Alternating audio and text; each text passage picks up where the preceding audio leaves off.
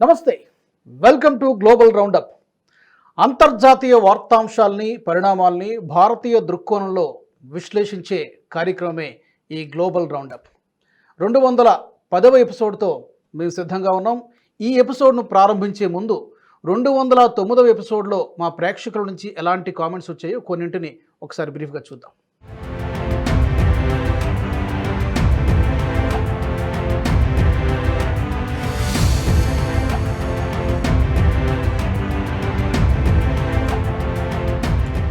చూసాం కదా, 209వ ఎపిసోడ్లో కొన్ని కామెంట్స్ మా ప్రేక్షకుల నుంచి ఎలాంటివి వచ్చాయి. ఇక 210వ ఎపిసోడ్ని మొదలు పెడదాం. అలాగే ఈ ఎపిసోడ్ చూస్తున్నటువంటి ప్రేక్షకులకు ఒక చిన్న విజ్ఞప్తి. ఇప్పటివరకు సబ్స్క్రైబ్ చేసుకోని వాళ్ళు ఎవరైనా ఉంటే తప్పకుండా నేషనలిస్ట్ హబ్ని సబ్స్క్రైబ్ చేసుకోండి. కేవలం యూట్యూబ్లో మాత్రమే కాదు, ఇతర సామాజిక మాధ్యమాల్లో కూడా, ట్విట్టర్, ఫేస్బుక్, అలాగే ఇన్స్టాగ్రామ్లో కూడా నేషనలిస్ట్ హబ్ అందుబాటులో ఉంది. తప్పకుండా ఫాలో అవ్వండి. అప్పటికప్పుడు లేటెస్ట్ అప్డేట్స్ని మీరు తెలుసుకోవచ్చు. అలాగే ఈ గ్లోబల్ రౌండప్ కార్యక్రమాన్ని మనకు అందిస్తున్న వారు ఒజాస్కా సంస్థ. ఒజాస్కా చాలా పరిశోధన చేసి ఆధునిక పరిజ్ఞానాన్ని అలాగే ఆయుర్వేదాన్ని మిళితం చేసి కలిపి చాలా రకాల ఉత్పత్తులను, ప్రోడక్ట్స్ని వారు అందిస్తూ ఉన్నారు. ఈ ఒజాస్కా గురించి, ఆ కంపెనీ, ఆ సంస్థ అందిస్తున్నటువంటి ఉత్పత్తుల గురించి మీరు తెలుసుకోవాలంటే www.ojaska.com అనే వెబ్సైట్లోకి వెళ్ళి మీరు తెలుసుకోవచ్చు. అలాగే ఆ సంస్థను సంప్రదించాలనుకుంటే కనుక తప్పకుండా ఈ స్క్రీన్ పైన నెంబర్ స్క్రోల్ అవుతుంది. మీరు ఆ నెంబర్కి ఫోన్ చేసి మరిన్ని వివరాలు తెలుసుకోవచ్చు. ఈ వీడియో డిస్క్రిప్షన్లో కూడా వారి ఆ సంస్థ నెంబర్ని ఇవ్వడం జరుగుతుంది. తప్పకుండా మీరు సంప్రదించవచ్చు.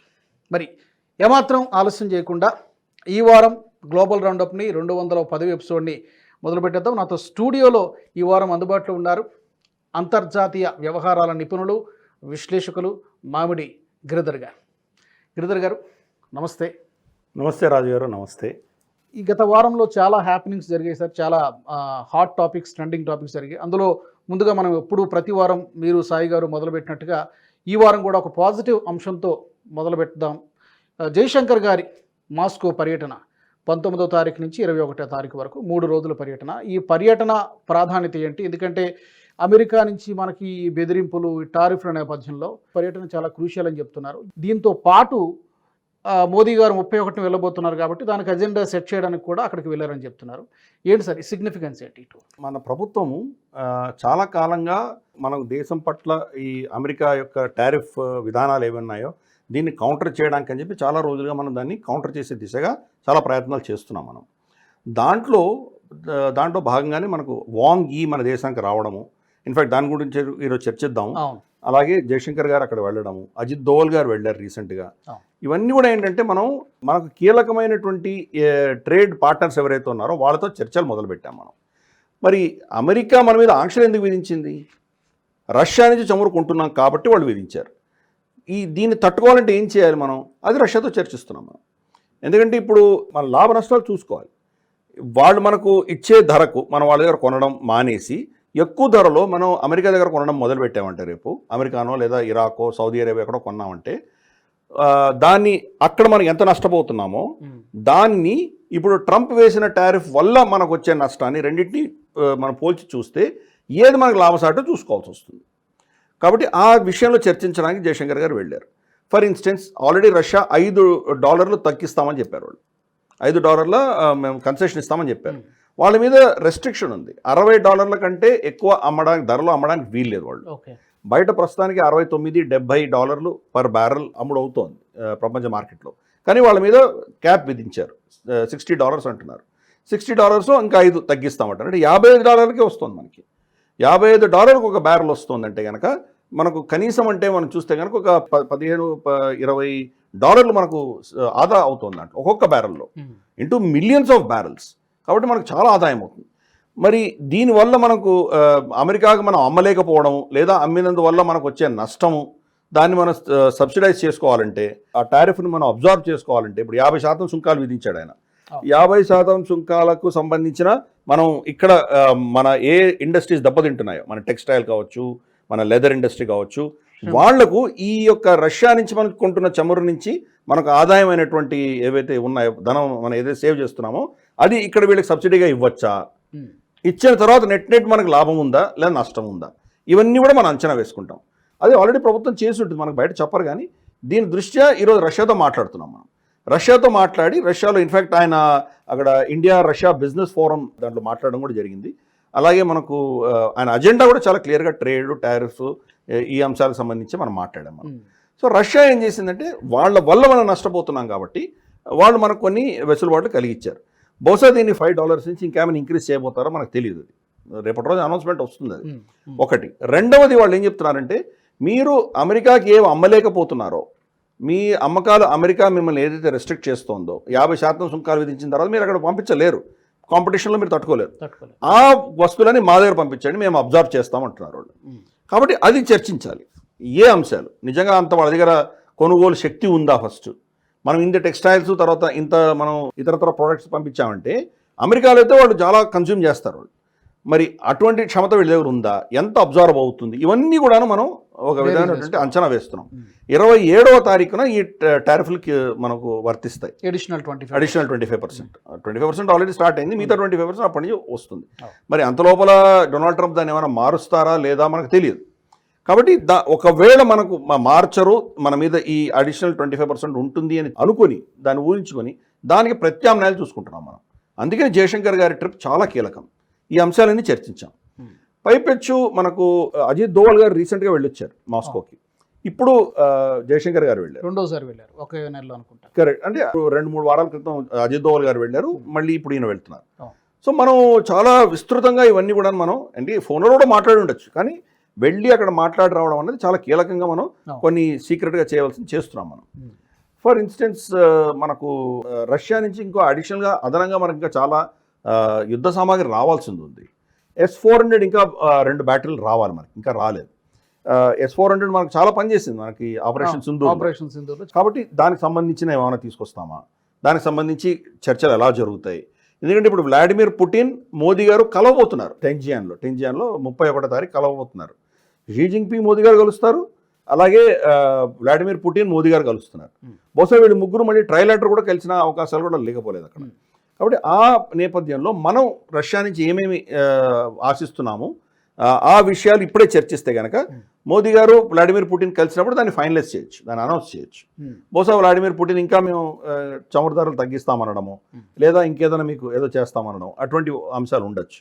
2, మీకు కావాల్సిన యుద్ధ సామాగ్రి మేము ఇస్తామనొచ్చు. ఫర్ ఇన్స్టెన్స్ Su-57 కావాలి మనకి, ఎందుకంటే మనం F-35ని మనం బేఖాతరు చేసాం. కాబట్టి Su-37 బహుశా వాళ్ళు Su-57 బహుశా మనకు కొంత కన్సెషనల్ దీంట్లో ఇవ్వచ్చు వాళ్ళు. ఇటువంటి అంశాలు చాలా మనకు రాబోయే రోజుల్లో అమెరికా దెబ్బను తట్టుకోవడానికి కావాల్సినటువంటి అంశాలు ఏవైతే ఉన్నాయో వాటన్నిటి చర్చించడానికి ఆయన వెళ్ళారు. ఈ చర్చల ఫలితాలు మనకు ఆఫ్కోర్స్ జనరల్ స్టేట్మెంట్ ఇచ్చారు, దీని గురించి మేము చర్చించాము, ట్రేడ్ పెంచాలని ప్రయత్నం చేస్తున్నాం మేము. తర్వాత చాలా కీలకంగా ఆయన స్టేట్మెంట్స్లో 2-3 అంశాలు చెప్పారు. ఒకటి ఏంటంటే నార్త్ సౌత్ ట్రాన్సిట్ కారిడోర్ అని ఒకటి ఉంది, NSTC అని ఒకటి ఉంది. ఇది మనకు రష్యా నుంచి కాస్పియన్ సముద్రము, అజర్బైజాన్ గుండా ఇరాన్కి వచ్చి, ఇరాన్లో బందర్ అబ్బాస్ కానీ చాబహార్ గుండా అవి వచ్చి, అంటే ట్రైన్లలో వచ్చి ఇక్కడ వాళ్ళు షిప్లో మీద లోడ్ చేస్తే అక్కడి నుంచి ముంబైకి అవన్నీ వచ్చే దిశగా. ఎందుకంటే ఇది చాలా షార్ట్ రూట్ అవుతుంది మనకి. లేదంటే వాళ్ళకి అక్కడ సెయింట్ పీటర్స్బర్గ్ నుంచి చూస్తే కనుక మనం బాల్టిక్ సముద్రం అంతా దాటుకుని ఇంగ్లీష్ ఛానల్, ఫ్రాన్స్ ఇంగ్లాండ్ మధ్యలో ఉన్న ఛానల్ దాటుకుని కింద ఐబీరియన్ పెనిన్సులా, పోర్చుగల్ స్పెయిన్ ఉన్న ప్రాంతం నుంచి, ఆఫ్రికా స్పెయిన్ మధ్యలో ఉన్న గ్యాప్ నుంచి వాళ్ళు వెళ్ళి మెడిటరేనియన్ సముద్రంలో వెళ్ళి అక్కడి నుంచి మనకు సూయజ్ కెనాల్లో ఇంత తిరిగి రావాలి.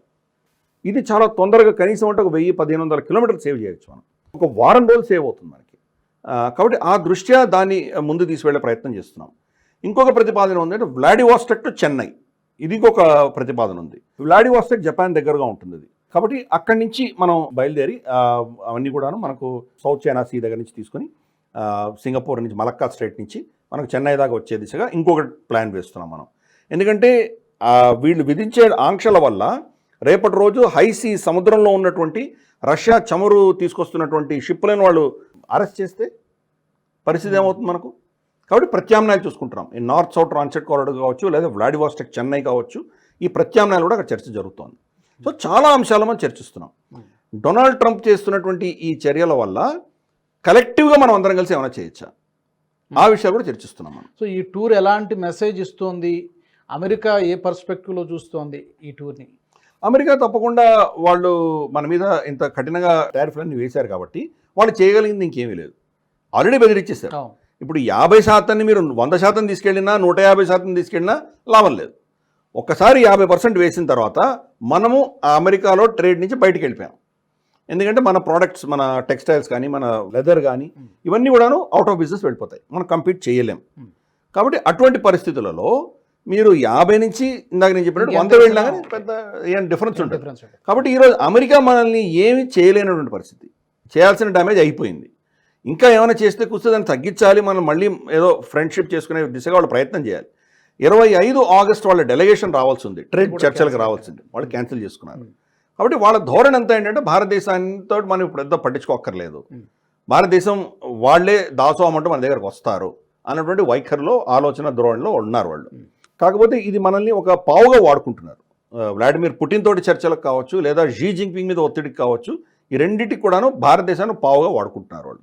చూడు మేము భారతదేశాన్ని ఏం చేశాము, నువ్వు కనుక మాతో వచ్చి చర్చించి యుద్ధం ఆపకపోతే ఇది ఇంకా నీ కస్టమర్స్ ఎవరున్నారో అందరి మీద ఇటువంటి ఆంక్షలు విధించబోతున్నాము, ఒక భారతదేశాన్ని ఒక నమూనాగా చూపించి ఒక ఎగ్జాంపుల్గా చూపిస్తున్నాము అని చేయడానికి వ్లాడిమిర్ పుటిన్కి. షీ జిన్పింగ్కి ఏంటి, ఇంత పెద్ద సంబంధం ఉన్న డెమోక్రసీ రాసుకుని పూసుకుని తిరిగేటువంటి మేమే వాళ్ళ మీద శాంక్షన్స్ చేస్తున్నాం, నీ మీద ఇంకా వేయగలం మేము. సో ఇటువంటి ఒక ఏంటంటే ఇది మాకు ప్రెషర్ బిల్డప్ చేసే ప్రయత్నం చేస్తున్నారు. ఆఫ్ కోర్స్ చైనాకి చాలా లీవర్స్ ఉన్నాయి, మనకు అన్ని లీవర్స్ లేవు. ఎందుకంటే ఫర్ ఇన్స్టెన్స్ చైనా మనకు వాళ్ళకి రేర్ ఎర్త్ మినరల్స్ అని ఆపేయగలిగారు, ఆపేయడంతో వాళ్ళు దాసోహం అన్నారు వాళ్ళు. కానీ మనకు అటువంటి పరిస్థితి కాదు మనకు. ఎందుకంటే మనం నిజంగా ఫలానా ఒక అంశం మనం అమెరికాకి ఎక్స్పోర్ట్ చేయకపోతే అమెరికా చాలా కష్టపడుతుంది అన్నటువంటి అంశాలు మన దగ్గర ఏం లేవు. ఫార్మస్యూటికల్స్ ఉన్నాయి, కానీ ఫార్మస్యూటికల్స్ ఏంటంటే దానికి మినహాయింపు చేశాడు, కాబట్టి వాళ్ళు మీ టారిఫ్లు వర్తించవు, కాబట్టి దాంట్లో మనకి ఏం ఇబ్బంది లేదు, అలాగే వెళ్తున్నాయి. అవి ఆల్టర్నేటివ్స్ ఉన్నాయి, ఒకవేళ దాని మీద మనం ఏమైనా ఆపినా కానీ ఆల్టర్నేటివ్స్ ఉన్నాయి. కాబట్టి ఆ లీవర్స్ మన దగ్గర లేదు, కాబట్టి మన మీద టార్గెట్ చేశారు వాళ్ళు.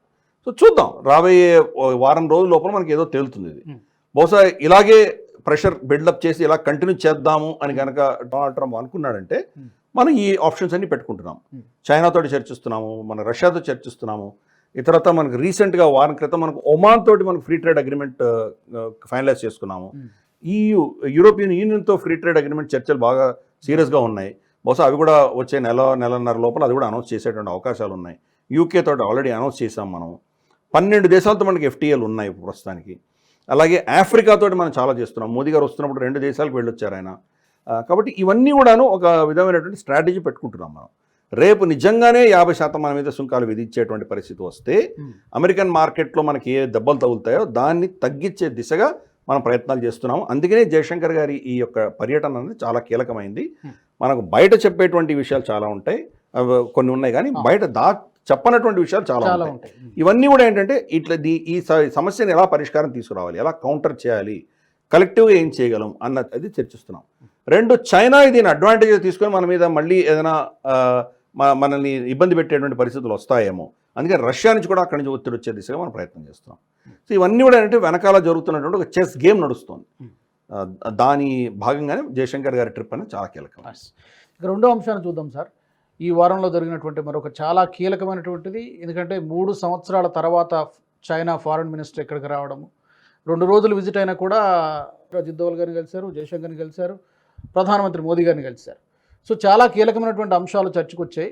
ఈ భేటీకి సంబంధించి డిఫరెంట్ విభిన్నమైనటువంటి వాదనలు. కొంతమంది అంటారు చైనాను నమ్మడానికి లేదు, ముందు ముఖం మీద నవ్వుతారు, వెనకాల గోతులు తీస్తారు, చైనాను నమ్మడానికి వీల్లేదు అని కొంతమంది అంటున్నారు. లేదు, ఈ యొక్క ఉద్రిక్తతలకి ఎంతో కొంత పరిష్కార మార్గం లభిస్తుంది, బోర్డర్ ఇష్యూస్ కావచ్చు, ట్రేడ్ రూట్స్ కూడా ఒక 3 ఓపెన్ చేసినట్టున్నారు. సో ఒక మంచి సానుకూల పరిణామమే, స్వాగతించదగ్గ పరిణామం అని కొందరు అంటున్నారు. 2 వాదనలు ఉన్నాయి. ఎలా చూస్తారు సార్ ఈ విజిట్ని? అంటే మనకు బాగా అర్థమైంది చైనాని నమ్మలేము అన్న విషయం మనకు బాగా తెలుసు. ఆపరేషన్ సింధూర్లో కూడా పాకిస్తాన్ కంప్లీట్గా సమర్థించారు వాళ్ళు. వాళ్ళకి టెక్నాలజీ, వాళ్ళకు అస్త్రశస్త్రాలు ఇవ్వడమే కాదు, శాటిలైట్ ఇమేజరీ ఇచ్చారు వాళ్ళకి, లైవ్ శాటిలైట్ ఇమేజరీ ఇచ్చారు, లైవ్ ఇంటెలిజెన్స్ ఇచ్చారు. మనం ఎక్కడి నుంచి ఏం చేస్తున్నాము, ఏం టార్గెట్స్ పెట్టబోతున్నాము, మన యుద్ధ విమానాలు ఎక్కడ వెళ్తున్నాయి, మన మిసైల్స్ ఎక్కడ వెళ్తున్నాయి, చాలా వాళ్ళకి ఫీడ్ ఇచ్చారు వాళ్ళకి. కాబట్టి మనకు ఆ విషయం తెలుసు. ఆల్రెడీ మనం బెయిజింగ్కి వెళ్ళినప్పుడు మన 3 మినిస్టర్స్, అంటే మనకు అజిత్ దోవల్ గారు కానీ, జయశంకర్ గారు కానీ, లేదా రాజ్నాథ్ సింగ్ గారు కానీ ఆల్రెడీ మనం చెప్పాల్సింది చెప్పేసాం వాళ్ళకి. కాబట్టి ఆ అంశంలో మనకు కన్ఫ్యూషన్ లేదు. చైనాని మనం కంప్లీట్గా నమ్మలేనటువంటి పరిస్థితే. కానీ డొనాల్డ్ ట్రంప్ ఏం చేస్తున్నారు, మనకు వ్యతిరేకంగా పాకిస్తాన్తో మైత్రి పెట్టుకునే దిశగా ఏదో ప్రయత్నాలు చేస్తున్నాడు ఆయన. మన భారతదేశాన్ని కవ్వించే ప్రయత్నం చేస్తున్నాడు. చూడు, నువ్వు నా దారికి రాకపోతే నీ శత్రువుతోటి నేను ఫ్రెండ్షిప్ పెట్టుకుంటాను చూడు అని మనం బెదిరించే దిశగా పాకిస్తాన్ దగ్గర వెళ్ళాడు. పాకిస్తాన్ దగ్గర ఏముంది, ఖనిజాలు ఉన్నాయని నేను పుట్టినప్పటి నుంచి వింటున్నాను నేను. వాళ్ళ దగ్గర ఏం లేవు అవి, కానీ ఏవో ఉన్నాయని చెప్పి చెప్పడం. అది ఉంటే మరి చైనా ఇంతకాలం అక్కడ ఉంది కదా, సిపిఈసి అక్కడే నడుస్తుంది కదా, మరి వాళ్ళు ఎందుకు దాన్ని ఎక్స్ప్లోయిట్ చేయలేదు? వాళ్ళ చేతికి చిక్కింది ఇప్పుడు అమెరికాకు దొరుకుతుందా? కాబట్టి అంత బూటకం అది. కానీ మనల్ని కవించడానికి కోసం పాకిస్తాన్ దగ్గర అయినట్టు ప్రవర్తిస్తున్నాడు డొనాల్డ్ ట్రంప్. మనం ఏం చేస్తున్నాం, సరే ఇలా వస్తావు నువ్వు, సరే మేము నీ శత్రువు అయిన చైనాతో మేము దగ్గరకు వెళ్తాం అని చెప్పి ఒక సిగ్నల్ పంపిస్తున్నాం. సంకేతం మాత్రమే. మనం చైనాని కంప్లీట్గా నమ్మే పరిస్థితి లేదు, ఆచితూచి వ్యవహరిస్తాం. కానీ కొంత మనం గల్వాన్ ఘటన జరిగిన తర్వాత మనం తీసుకున్న నిర్ణయాల వల్ల మనం కూడా దెబ్బతింటున్నాం. ఎందుకంటే మనకు ఈరోజు $130-140 బిలియన్ వాణిజ్యం మనకు చైనాతో ఉంది. అటువంటప్పుడు మనం కంప్లీట్గా వాళ్ళని ఇగ్నోర్ చేయలేము మనం. ఎందుకంటే మన ఇండస్ట్రీస్ వాళ్ళ మీద ఆధారపడి ఉన్నాయి. మన pharmaceutical industries, active pharmaceutical ingredients, APIs అంటారు, ప్రమాణమే 70-80% మనకు చైనా నుంచి వస్తాయి. అలాగే మనకు టెక్నాలజీ, మనకు చిప్పులు కానీ, మనకు ఈ స్క్రీన్స్ కానీ, మనకు ల్యాప్టాప్వి, సెల్ ఫోన్వి, ఇవన్నీ అక్కడి నుంచి వస్తాయి. టెక్నాలజీ అక్కడి నుంచి వస్తాయి. ఈవీ రమారమి ఆల్మోస్ట్ 100%, 95-98% ఈవీ బ్యాటరీస్ అక్కడి నుంచి వస్తాయి. రేర్ ఎర్త్ మినరల్స్ అక్కడి నుంచి వస్తాయి. కాబట్టి మనం వాళ్ళతోటి తెగదెంపులు చేసుకోలేము. కొన్ని అంశాల్లో మనం పట్టు విడుపు ఉండాలి మనకి. అందుకనే ఆ అంశంలోనే ఈ వాంగ్ ఈ విజిట్లో ఆయన 3 అంశాలు మనకు వెసులుబాటు కలిగించాడు. మొదటిది రేర్ ఎర్త్ మినరల్స్, అది మనకి ఇస్తామని చెప్పి ఓపెన్ చేశారు. 2 ఫర్టిలైజర్స్, మనకు ఫర్టిలైజర్స్ చైనా తర్వాత మనకు రష్యా, ఈ 2 మేజర్ సోర్సెస్ మనకు ఫర్టిలైజర్స్. అవి లేదంటే మన రైతాంగం ఇబ్బంది పడతాం. ఇప్పుడు సీజన్లో వాళ్ళు వేసుకోవాలంటే కనుక అది సమయానికి రాలేదంటే చాలా ఇబ్బంది పడతాం మనం. కాబట్టి ఈ 2 కూడా ఆయన ఫస్ట్ ఈ 2 ఓపెన్ చేశారు. మూడవది, మోదీ గారు వచ్చిన తర్వాత బార్డర్ రోడ్స్ కానీ, మనకు దూరమైనటువంటి ప్రాంతాల్లో టనల్స్ కడుతున్నాం, టనల్స్ డ్రిల్ చేస్తున్నాం మనం. రైల్వే ట్రాక్స్ కావచ్చు, రోడ్లకు కావచ్చు, మన ట్యాంకులు ఇవన్నీ వెళ్ళడానికి కావచ్చు, ఎన్నో అంశాల్లో మన కొండ ప్రాంతాలు అంతా కూడా తవ్వుతున్నాం మనం. చాలా టనల్స్ పెడుతున్నాం మనం. ఇప్పుడు ఫస్ట్ టైం మనకు మిజోరాంకి మనం కనెక్ట్ చేయబోతున్నాం మనం. కాబట్టి ఇటువంటి టనల్ బోరింగ్ మెషిన్స్ చైనాలోనే ఉన్నాయి, మన దగ్గర లేవు. కాబట్టి అది కూడా వాళ్ళు బ్యాన్ చేసి పెట్టారు గతంలో. మనకు ఉన్న వాటితో ఏదో తంటాలు పడ్డాం మనం. ఇప్పుడు వాళ్ళు దాన్ని కూడా మేము ఇస్తాం, తీసుకోండి, కొనుక్కోండి అని చెప్పి వాళ్ళు ఓపెన్ చేశారు. కాబట్టి ఈ 3 అంశాలు వాంగ్ ఈ ట్రిప్లో మనకు అది ఆయన మనకు వరాల వర్షం అన్నట్టు కురిపించాడు ఆయన. దానివల్ల ప్రతిఫలం మనం ఏం చేస్తున్నాం, వాళ్ళకేదో ఇవ్వాలి కదా.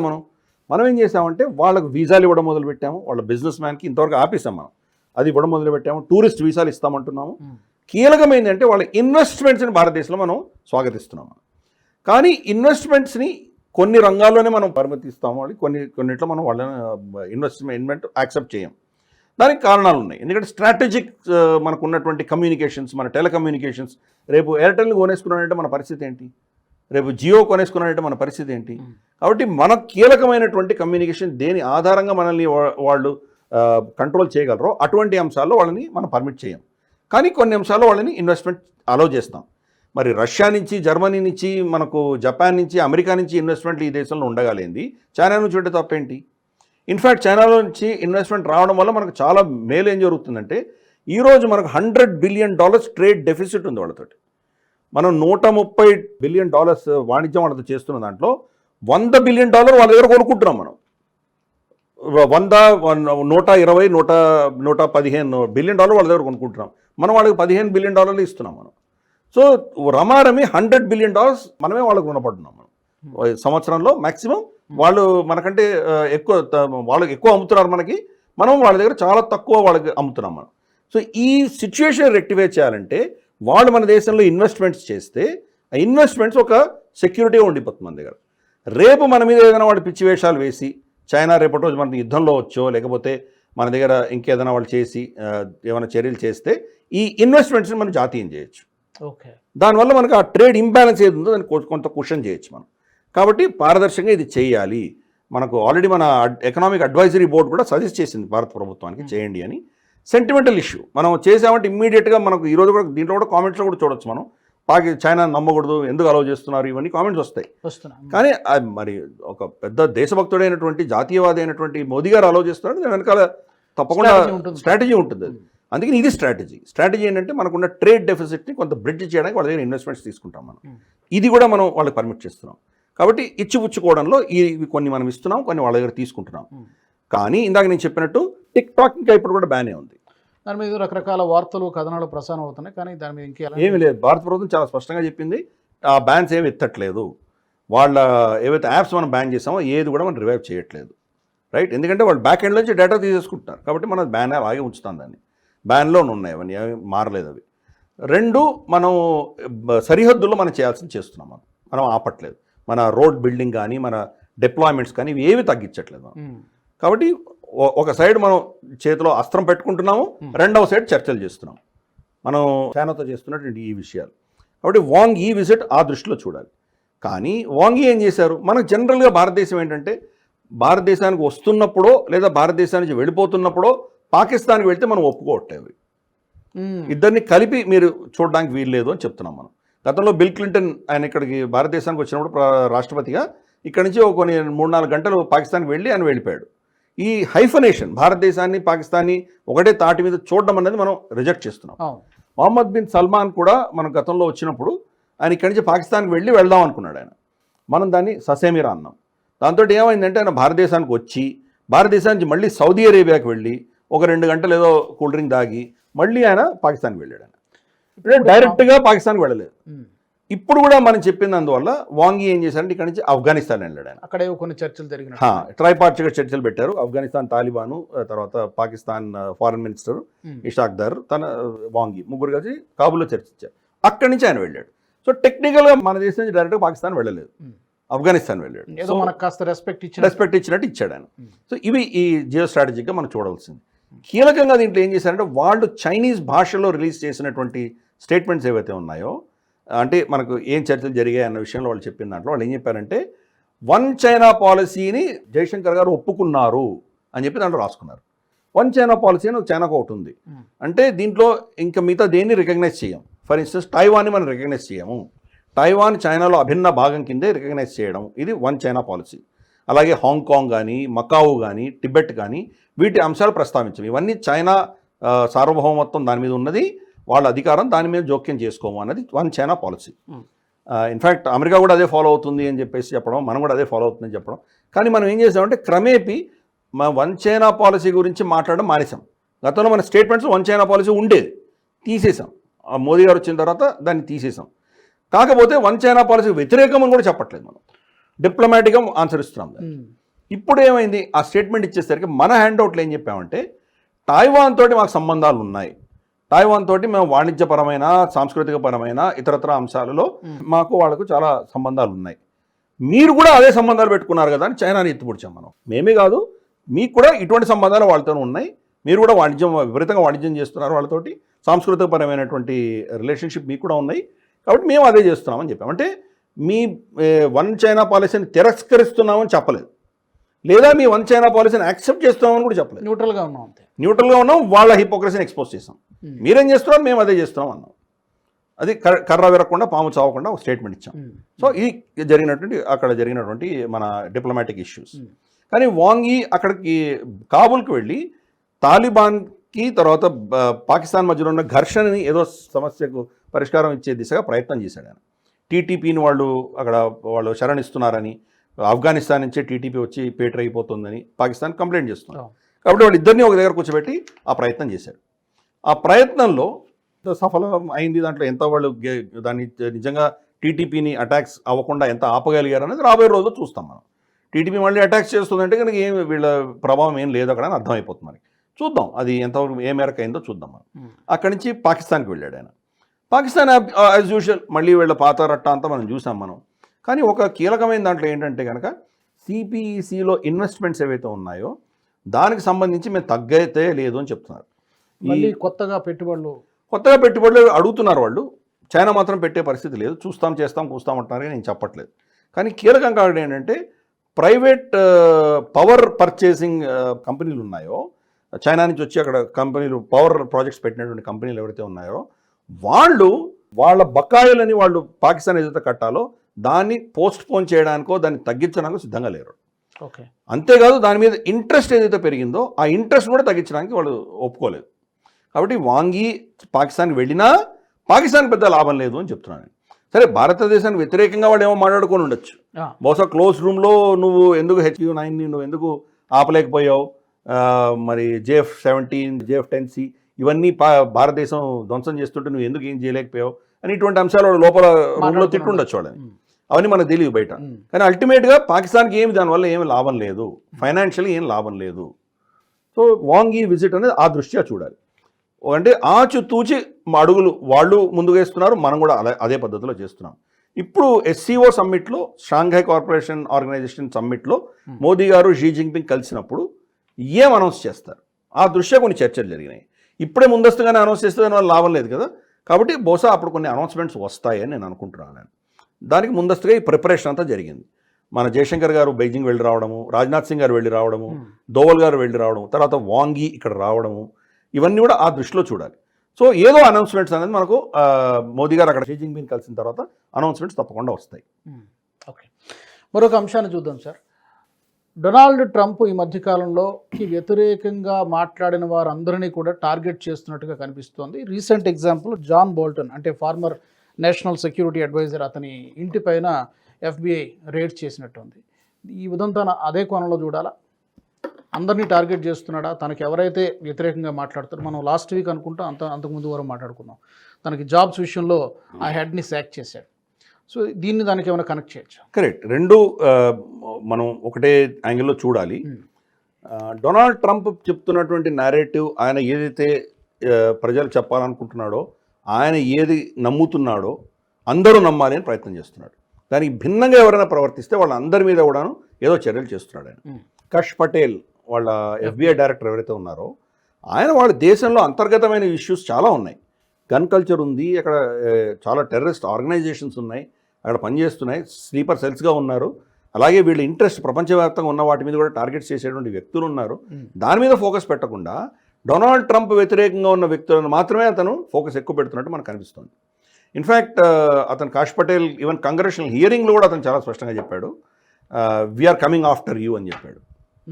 అంటే డొనాల్డ్ ట్రంప్ని వ్యతిరేకించినటువంటి వ్యక్తులు, డొనాల్డ్ ట్రంప్ మీద FBI కేసులు పెట్టినటువంటి వాళ్ళని నేను ఇన్వెస్టిగేట్ చేస్తానని చెప్తున్నాడు. అంటే ఇది కక్షపూరితమైనటువంటి విషయం కింద మనం భావించాలి, దుర్వినియోగం కింద మనం భావించాలి. సంస్థల్ని తన అవసరాల కోసం, రాజకీయ ప్రయోజనాల కోసం ఉపయోగించుకుంటారు. అబ్సల్యూట్గా. సో జాన్ బోల్టన్ అనేటువంటి వ్యక్తి ఎవరంటే, డొనాల్డ్ ట్రంప్ గతసారి రాష్ట్రపతిగా ఉన్నప్పుడు, ఫస్ట్ టర్మ్లో ఉన్నప్పుడు డొనాల్డ్ ట్రంప్కి నేషనల్ సెక్యూరిటీ అడ్వైజర్గా వ్యవహరించినటువంటి వ్యక్తి జాన్ బోల్టన్. ఇప్పుడు జాన్ బోల్టన్ అఫ్కోర్స్ డెమోక్రాట్ కాదు, రిపబ్లికనే కదా, అందుకనే ఉంచుకున్నాడు కదా. ఇప్పుడే ఇతన్ని పదవి నుంచి తీసేశాడు, ఇద్దరి మధ్యలో విభేదాలు వచ్చి. ఇప్పుడు అతను కంటిన్యూస్గా డొనాల్డ్ ట్రంప్కి వ్యతిరేకంగా స్టేట్మెంట్స్ ఇస్తున్నాడు. ఒకటి, భారతదేశం మీద ఆంక్షలు విధించడం చాలా మూర్ఖత్వం, అది దానివల్ల స్ట్రాటజిక్ పార్ట్నర్షిప్ దెబ్బతినబోతోంది, నమ్మకం దెబ్బతినబోతోంది, ట్రస్ట్ దెబ్బతింటుంది, కాబట్టి చాలా తప్పు చేస్తున్నావు అని మన గురించి చెప్పాడు. అలాగే ఈ టారిఫ్లు ప్రపంచవ్యాప్తంగా వేయడంతో ఒక ఎకనామిక్ ఆర్డర్ అంతా డిస్టర్బ్ అవుతోంది, కాబట్టి ఇది కూడా తప్పు. ఇలా చాలా అంశాల్లో డొనాల్డ్ ట్రంప్ని వ్యతిరేకిస్తూ స్టేట్మెంట్స్ ఇస్తున్నాడు అతను. సడన్గా ఈ రేడ్ వచ్చింది. అమెరికాలో రూల్ ఏంటంటే కనుక, ఎవరినైనా రేడ్ చేయాలి అంటే కనుక దానికి కొన్ని పద్ధతులు ఉన్నాయి. ఏ అంశాల ఆధారంగా తను రేడ్ చేయాలని నిర్ణయించిందో FBI కానీ వాళ్ళ ప్రభుత్వం కానీ, అది రీసెంట్గా జరిగిన ఇన్సిడెంటే ఉండాలి. ఎప్పుడో 10 ఏళ్ల క్రితం జరిగిన దానికి ఇప్పుడు రేడ్ చేయడానికి వీల్లేదు. సో ఆ అంశం ఒకటి. ఇతను 5 సంవత్సరాల క్రితం నేషనల్ సెక్యూరిటీ అడ్వైజర్గా ఉన్నాడు. అప్పుడు అక్కడి నుంచి ఏదైనా సీక్రెట్ డాక్యుమెంట్స్ తీసుకువెళ్ళాడే అనుకుందాం. ఆ నెపంతో ఈ రోజు రేడ్ చేయడానికి వీల్లేదు. ఇగ్నోర్ చేయమని నేను అనట్లేదు. నోటీసులు ఇస్తారు. ఫస్ట్ నోటీసులు ఇచ్చిన తర్వాత దాన్ని రెస్పాండ్ చేస్తాడు అతను. నీ దగ్గర పలానా డాక్యుమెంట్స్ ఉన్నాయి, రిటర్న్ చేయండి, అది రిటర్న్ చేస్తే కేసు ఉండదు, లేదా దాని గురించి ఎందుకు ప్రశ్నిస్తారు, ఇటువంటివి ఉంటాయి. నోటీసులు ఏం లేకపోయి రేడ్ చేశారు. ఫర్ ఇన్స్టెన్స్ డొనాల్డ్ ట్రంప్ కూడా అతను పదవి విరమించిన తర్వాత ఆయన ఇంటి మీద కూడా రేడ్ జరిగింది, జో బైడెన్ హయాంలో జరిగాయి. అప్పుడు ఆయనకు నోటీస్ ఇచ్చారు, నువ్వు తీసుకుపోయే డాక్యుమెంట్స్ అని తెలిసింది, ఎందుకు మీరు రిటర్న్ చేయని చెప్తే నేను చెయ్యను అన్నాడు ఆయన. దానికి స్పష్టంగా ఆయన రిప్లై ఇచ్చాడు, అందుకే ఆయన మీద రేడ్ జరిగింది. సో కాబట్టి ఈ పరిస్థితిలో జాన్ బోల్టన్కి సంబంధించి అటువంటి ఏం నోటీస్ రాలేదు, స్ట్రైట్గా వెళ్ళి రేడ్ చేశారు. అది ఆయన ఇల్లు ఒక స్టేట్లో ఉంది, ఆయన ఆఫీస్ వేరే స్టేట్లో ఉంది, 2 దగ్గర రేడ్ జరిగినాయి. అమెరికాలో రూల్ ప్రకారం ప్రతి స్టేట్లో సపరేట్గా వాళ్ళ జడ్జ్, లోకల్ మాజిస్ట్రేట్ దానికి పర్మిషన్ ఇవ్వాలి. కాబట్టి FBI మరి ఎటువంటి ఎవిడెన్స్ చూపించిందో తెలియదు. రీసెంట్గా జరిగిన ఘటన ఆధారంగానే వాళ్ళు రేడ్కి అప్రూవల్ ఇస్తారు. కాబట్టి మరి ఏం చూపించారో మనకు తెలియదు. ఇంకా బయటికి రాలేదు డొమైన్లో, బయటికి పబ్లిక్ డొమైన్లో రాలేదు అది. 2 దగ్గర మనకు రైడ్ అయింది. రైడ్ అయ్యి ఏం దొరికినట్టు తను అరెస్ట్ చేసినట్టు ఏమి రాలేదు. ఉత్త రైడ్ చేశారు, దానివల్ల ఏమిటో మనకు తెలియదు. అంటే ఇది తప్పకుండా కవ్వింపు చర్యగానే మనకు కనిపిస్తోంది. ఎందుకంటే ఇంతకంటే చాలా పెద్ద క్రిమినల్స్ ఉన్నారు, వాళ్ళని ఎవరిని రైడ్ చేయలేదు, వాళ్ళు ఎవరిని పట్టుకోలేదు. కానీ జాన్ బోల్టన్ ఎందుకు టార్గెట్ చేస్తున్నారు? సో ఇవన్నీ అర్థం చేసుకోవచ్చు. గతంలో కూడా లేబర్ కమిటీ అంకెలు ఇచ్చినటువంటి వ్యక్తిని ఆవిడని సాక్ చేయడం మనం చూసాం. కాబట్టి ఒక పర్సనల్ వెండెటాతో వెళ్తున్నాడు అతను. రివెంజ్ అన్నది అతనికి. మరి నిక్కీ హేలీని ఏమైనా చేస్తారా? ఆమె కూడా వ్యతిరేకించింది, విమర్శించింది ఈ విషయంలో. ఇది తప్పు, don't burn the relations with India అని చెప్పి ఆమె కూడా వ్యతిరేకించింది. ఆమె మీద కూడా ఏమైనా ఇలాంటి చర్యలు, ఇలాంటి యాక్షన్స్ ఏమైనా ఉండే అవకాశం ఉందంటారు? అంటే ఆమె ఎప్పుడు కూడాను మేజర్ పదవిలో లేదు. ఆమె గతంలో డొనాల్డ్ ట్రంప్ ప్రెసిడెంట్గా ఉన్నప్పుడే ఆవిడ అమెరికాకి అంబాసిడర్గా యునైటెడ్ నేషన్స్లో పనిచేసింది. ఆవిడ ఓకే, యునైటెడ్ నేషన్స్లో అమెరికన్ అంబాసిడర్. కాబట్టి ఆవిడ అక్కడ ఏం సంపాదించడానికి ఏముంటుంది, అక్కడ యునైటెడ్ నేషన్స్ ఏమీ లేదు, అవకతవకలు జరగడానికి ఏమి పెద్ద ఆస్కారాలు లేవు. రీజన్ కనిపించట్లేదు. కానీ డొనాల్డ్ ట్రంప్ ఏమైనా చేయొచ్చు, మనకు తెలియదు. ఎవరి మీద ఎటువంటి చర్యలు చేస్తాడనేది ఎవరు ప్రెడిక్ట్ చేయలేరు. కాబట్టి అందుకని ఆవిడ మీద ఏమి జరగదు అని ఎవరు కలకండిగా చెప్పలేరు. ప్రస్తుతానికి ఏం జరగలేదు ఆవిడ ఇచ్చిన స్టేట్మెంట్కి. ఒక స్టేట్మెంట్ ఇచ్చినంత మాత్రం అరెస్ట్ చేస్తారని నేను అనుకోను. జాన్ బోల్టన్ కంటిన్యూస్గా ఇది చేస్తున్నాడు కాబట్టి ఏదో అతన్ని కంట్రోల్ చేయడానికి చేస్తున్నాడు. బహుశా డొనాల్డ్ ట్రంప్ ఏమనుకుంటున్నాడంటే జాన్ బోల్టన్ వెనకాల డెమోక్రాట్ ఫోర్సెస్ కానీ లేదా ఇతర డీప్ స్టేట్ వాళ్ళు కానీ ఎవరైనా పనిచేస్తున్నారా అని అతనికి ఏదో అనుమానం వచ్చి ఉండొచ్చు. అందుకని వాళ్ళకు మెసేజ్ ఇవ్వడానికి ఇతని మీద రైడ్ చేయించాడు. నిక్కీ హేలీ అటువంటి వ్యక్తి కాదు. Nikki Haley Republican. డొనాల్డ్ ట్రంప్కి వ్యతిరేకంగా మనకు ప్రెసిడెన్షియల్ రేస్తో కూడా బరిలో ఉండింది ఆమె. కాబట్టి ఇప్పుడు నెక్స్ట్ డొనాల్డ్ ట్రంప్ దిగిపోయిన తర్వాత బహుశా ఆవిడకి మంచి ఛాన్సెస్ ఉన్నాయి, మళ్ళీ ఆవిడ కంటెస్ట్ చేసే అవకాశాలు ఉన్నాయి. కాబట్టి చూద్దాం రాబోయే రోజుల్లో మరి నిక్కీ హేలీని కూడా టార్గెట్ చేస్తారో లేదో మనం చూద్దాం. కానీ తప్పకుండా ఈ యొక్క వ్యక్తిగతమైనటువంటి బెదిరింపులు అన్నది జరుగుతున్నాయి తప్పకుండా డొనాల్డ్ ట్రంప్లు.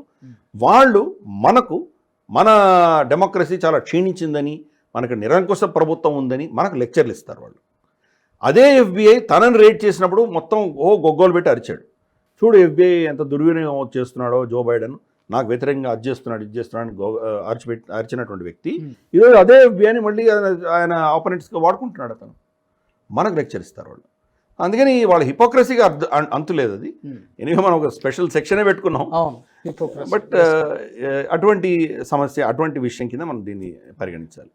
ఈ మధ్య మరికొంతమంది కూడా మాట్లాడారు. స్టీవ్ హాంకీ లాంటి ఎకనమిస్ట్ కూడా అతను మాట్లాడాడు. భారత్ ఏం చేయక్కర్లేదు, కాస్త ఓపికగా ఉంటే చాలు, ఈ సామ్రాజ్యం కుప్పకూలిపోతుందని చెప్పి ఆయన కూడా మాట్లాడు. కాకపోతే మీరు అన్నట్టు ఎక్కడైతే తనకి థ్రెట్గా అనిపించిందో అక్కడ మాత్రమే ఆ వ్యక్తులు మాత్రమే టార్గెట్ చేస్తున్నట్టు. బహుశా అతను ఇగ్నోర్ చేసి ఉండొచ్చు. అంటే వాళ్ళు ప్రైవేట్ వ్యక్తులు కదా, ప్రైవేట్ వ్యక్తులు ఏమైనా మాట్లాడచ్చు, వాళ్ళ మీద రేట్ చేయడానికి ఏమి ఉండదు. జెఫ్రీ సాక్స్ ఒక మంచి గ్రేట్ ఎకానమిస్ట్. అతను ఇన్ఫ్యాక్ట్ బోరిస్ ఎల్సిన్కి, తర్వాత గార్బచేవ్కి అడ్వైజర్గా ఉన్నాడు అతను. అలాగే యుక్రెయిన్కి అడ్వైజర్గా ఉన్నాడు గతంలో. అంటే ఆ సోవియట్ యూనియన్ కొలాప్స్ అయినప్పుడు ఆ దేశాలన్నింటినీ కొంచెం స్టెబిలైజ్ చేసి ప్రైవేట్ మార్కెట్ స్ట్రాటజీ తయారు చేయడానికి అతను పనిచేశాడు అక్కడ.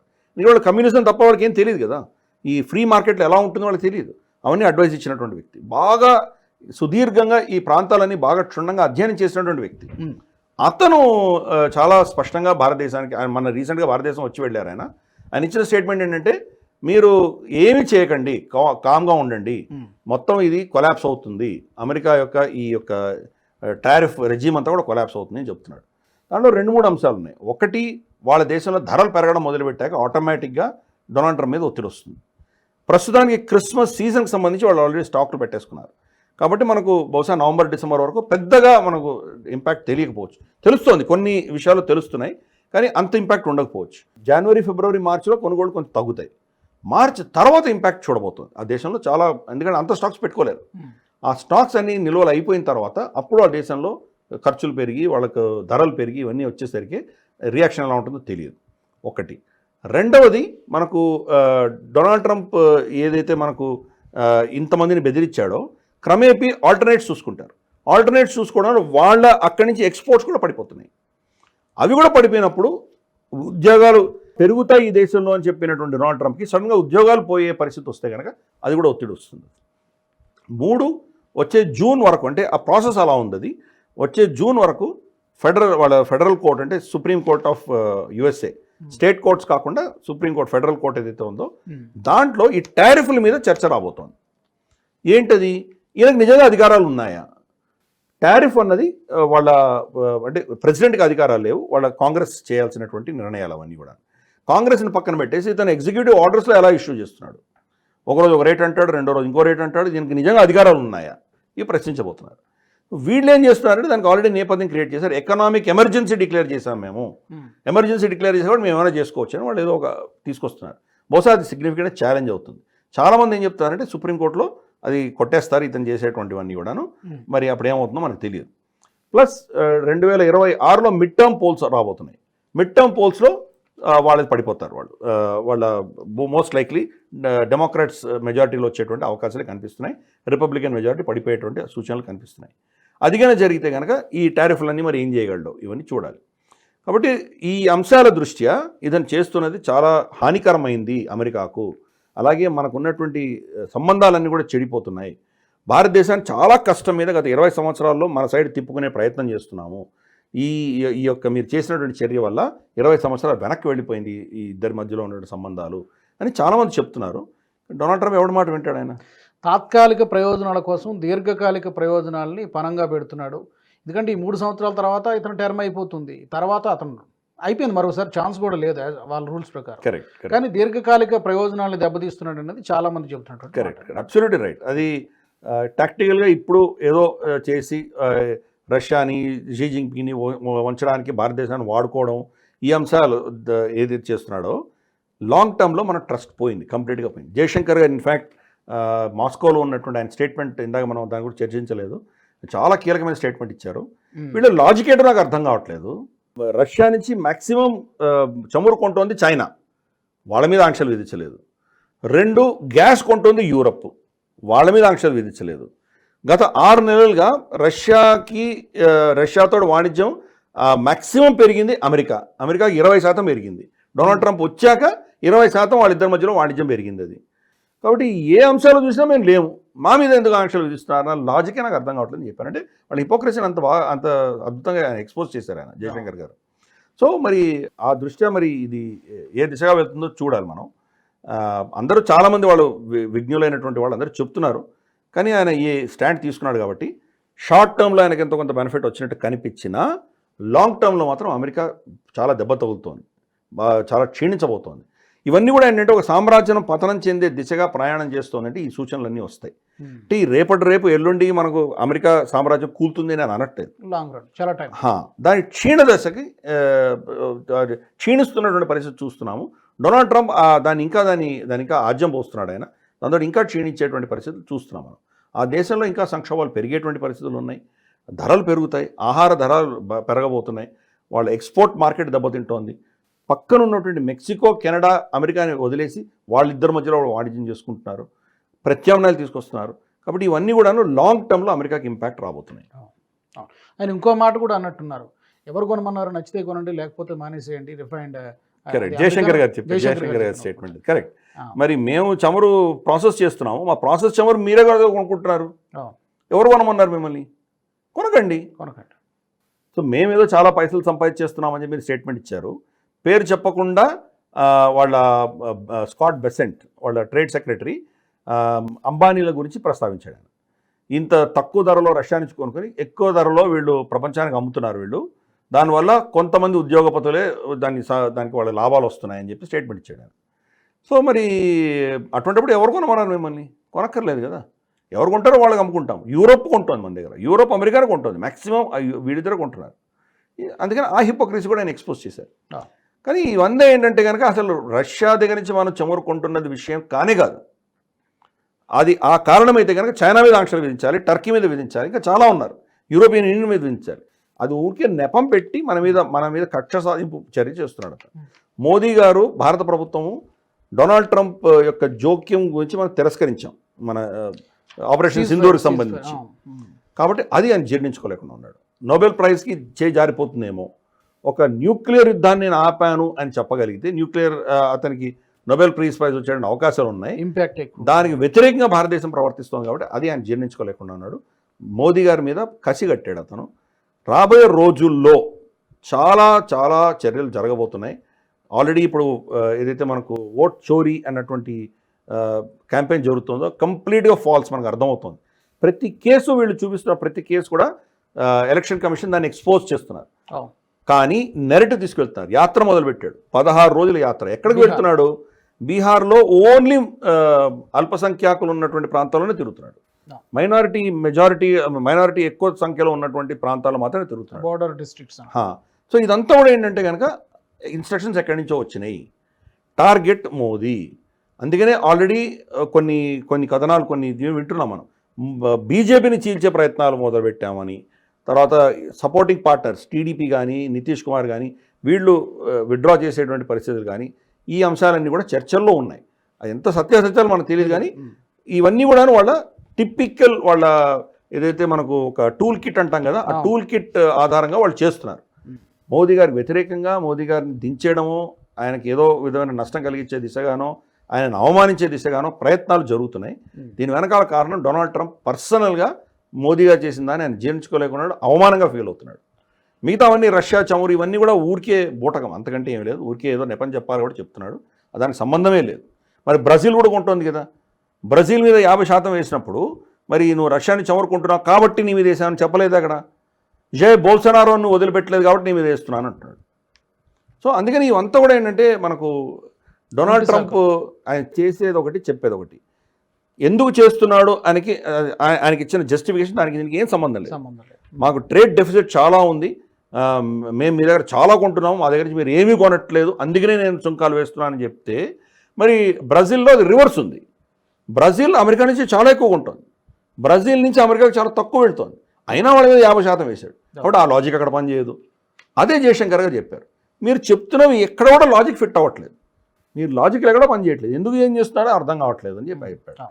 దానికి భిన్నంగా మనకు ఆ స్టేట్మెంట్ ఏదైతే ఉందో, మనకు వాంగ్ ఈతో స్టేట్మెంట్ కావచ్చు, లేదా మనకు రష్యాలో ఇచ్చిన స్టేట్మెంట్ కావచ్చు, స్టడీ, స్టేబుల్, ప్రెడిక్టబుల్ రిలేషన్షిప్, ఈ పదాలు వాడారు. అంటే ఈ పదాలు ఏవి అమెరికాకి వర్తించవని చెప్తున్నాం మనం. అవును. సో అది నెరేటివ్ అక్కడ జరుగుతుంది. అయితే ఇప్పుడు ఎలాగో మీరు చెప్పారు, ట్రంప్ ఈగో హర్ట్ అయింది చాలా విషయాల్లో. ఒకటి, రష్యా నుంచి ఆయిల్ దిగుమతులు చేసుకోవడం, అది ఎప్పటి నుంచో ఉంది.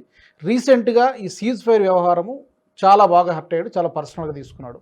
సో దీంతో టార్గెట్ చేశాడు, ఎలాగైనా సరే మోదీ సర్కార్ని, కేంద్ర ప్రభుత్వాన్ని ఇబ్బంది పెట్టాలని అన్ని విధాలుగా ప్రయత్నాలు చేస్తున్నట్టుగా ఉన్నాడు.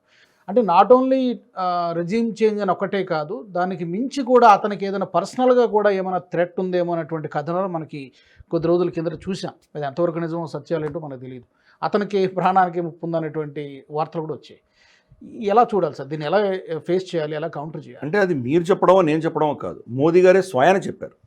వ్యక్తిగతంగా నాకు చాలా థ్రెట్స్ ఉన్నాయి, నేను చాలా నష్టపోతాను, అయినా కానీ మన రైతులను, తర్వాత మన పాల ఉత్పత్తి చేసేటువంటి మన సోదరులకు, అలాగే మన మత్స్యకారులకు, వీళ్ళకి ఏమి హాని జరగకుండా నేను అడ్డుగా నిలబడతాను.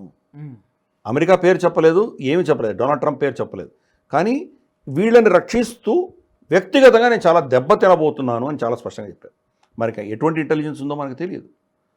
వ్యక్తిగతంగా దెబ్బతినడం అంటే ఏంటి? అదే దానికి యాక్చువల్లీ దాన్ని ఎలా మనం చెప్పడం చాలా కష్టం. బహుశా ఆయన మానాన్ని దెబ్బతీసే దిశగా చేయొచ్చు, ఆయనని కించపరిచి ఆయనని అవమానపరిచే దిశగా చర్యలు జరగచ్చు, లేదా ప్రభుత్వాన్ని అస్థిరపరచు, లేదా ఆయనను వ్యక్తిగతంగా టార్గెట్ చేసి ఆయనని ఎలిమినేట్ చేసే ఆలోచనలు కూడా ఉన్నాయా మనకు తెలియదు. ప్రాణహాని ఉండొచ్చు. కాబట్టి అందుకనే మోదీ గారు చెప్పిన స్టేట్మెంట్ని మనం చాలా సీరియస్గా చూడాలి. ఆయనకి ఏదో ఇంటెలిజెన్స్ ఉంది, నేను వ్యక్తిగతంగా నేను సఫర్ అవ్వబోతున్నాను, నాకేదో దెబ్బ తగలబోతోంది అని చెప్పారు ఆయన. మరి అంత పెద్ద స్టేట్మెంట్ ఆయన ఇచ్చారు. కాబట్టి తప్పకుండా మనం అందరం కూడా చాలా సీరియస్గా తీసుకోవాలి. అది ఏ దిశగా వెళ్తుందో మనకు తెలియదు. అమెరికా తలుచుకుంటే ఎవరైనా ఏమైనా చేయొచ్చు. ఒక టెర్రరిస్ట్ని, చాలా అద్భుతమైన వ్యక్తి, గ్రేట్ గాయ్ అని చెప్పేసి జౌలానీని హక్కును చేర్చుకున్నాడు డొనాల్డ్ ట్రంప్. అలాగే ఒక టెర్రరిస్ట్ స్టేట్ పాకిస్తాన్ అసిమునిని పిలిచి లంచ్ విందిచ్చాడు. ఒకటేసారి ఇచ్చాడు, రెండోసారి ఇంకా వాళ్ళ సెంట్రల్ కమాండ్ సెంట్కామ్ని కలిసి వెళ్ళాడు అతను. బట్ అంటే అమెరికా వాళ్ళు ఏది చెప్తే అది న్యాయం, వాళ్ళు ఏది చెప్తే అదే మొరాలిటీ. అటువంటి ధోరణిలో ఒక నియంత, తర్వాత ఒక ఏమంటారంటే ఒక డిక్టేటర్షిప్ చక్రవర్తిగా ప్రవర్తిస్తున్న వాళ్ళని మనం ఏం చేయగలం? ఆ దృష్ట్యా దెబ్బ తగులుతుంది, చాలామంది దెబ్బలు తగులుతాయి. బహుశా ఇప్పుడు చైనాని ఏం చేయలేడు, చైనాని ఏమైనా చేస్తే కనుక రేర్ ఎర్త్ మినరల్స్ ఆపేయగలడు, రష్యా దగ్గర వెళ్ళాడు, అమెరికా కంటే ఎక్కువ న్యూక్లియర్ వెపన్స్ వాళ్ళ దగ్గర ఉన్నాయి.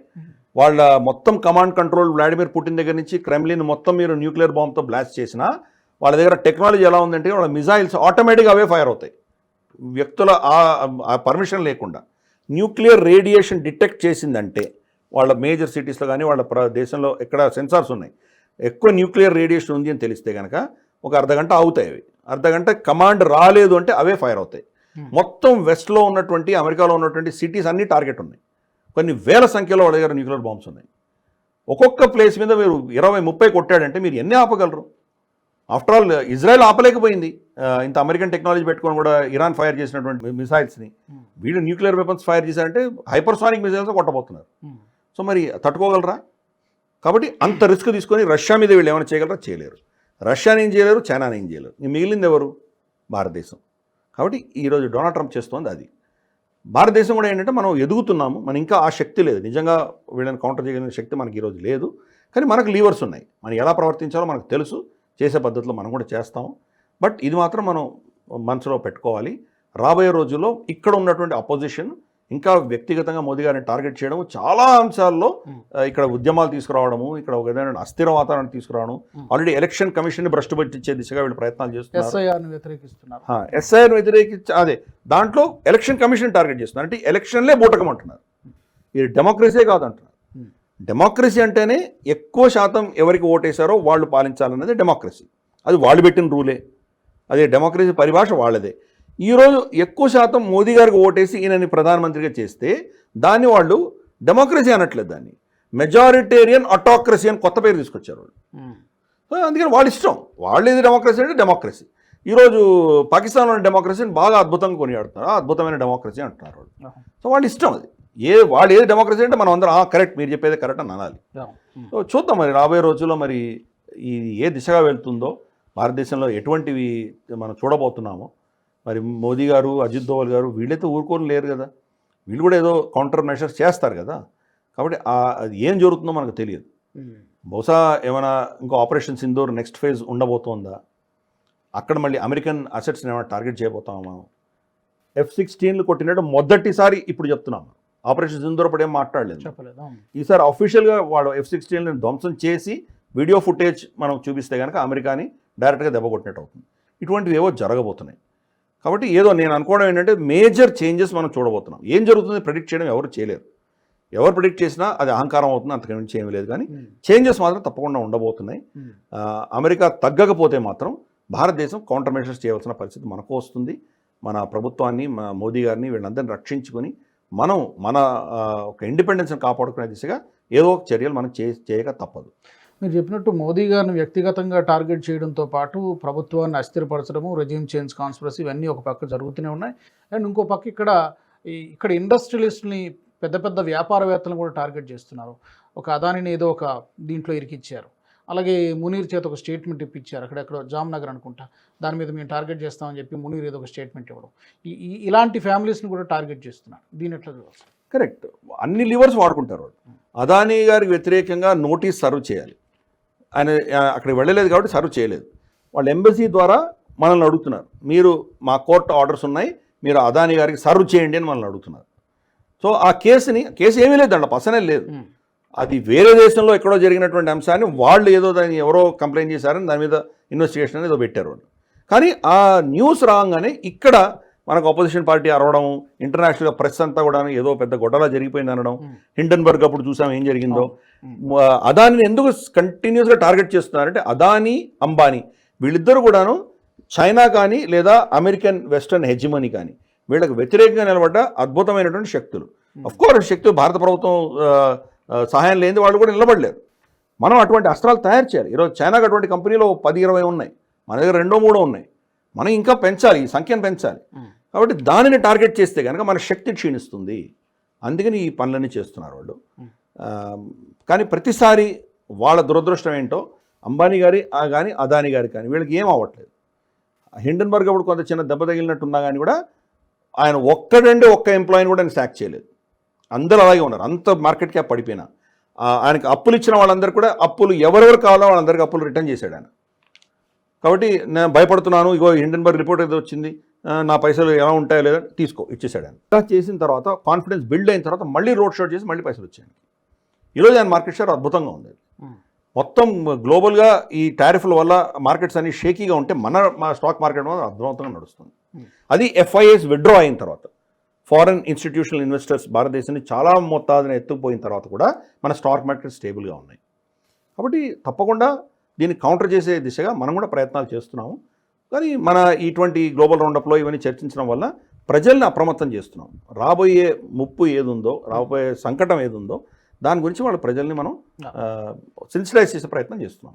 సార్ గిరిధర్ గారు, అయితే రీసెంట్గా మనకి చూసాం జెలెన్స్కీ ట్రంప్ని కలిశారు. అయితే గతంలో జరిగిన భేటీకి ఈసారి కొంచెం ఏదో ఉల్లాసవంతమైనటువంటి కాస్త ఫ్రెండ్లీ అట్మాస్ఫియర్లో జరిగినట్టు తెలిసింది. యూరోపియన్ యూనియన్ లీడర్స్ని కూడా వెంట పెట్టుకుని వెళ్ళాడు, మేబీ హ్యాండిల్ చేయడానికి కావచ్చు. అంత ముగిసిపోతుందేమో అనుకున్నాం, కానీ మళ్ళీ తర్వాత జరిగినటువంటి కొన్ని పరిణామాల వల్ల నాకేం సంబంధం లేదు, మీరు తేల్చుకుంటున్నట్టు చెప్పినట్టుగా ఉంది. ఏంటి ఇప్పట్లో ఏమైనా ముగింపు ఉంటుందా, ఉండదా, ఏంటి ఆ భేటీలో టేక్అవేస్ ఏంటి అసలు?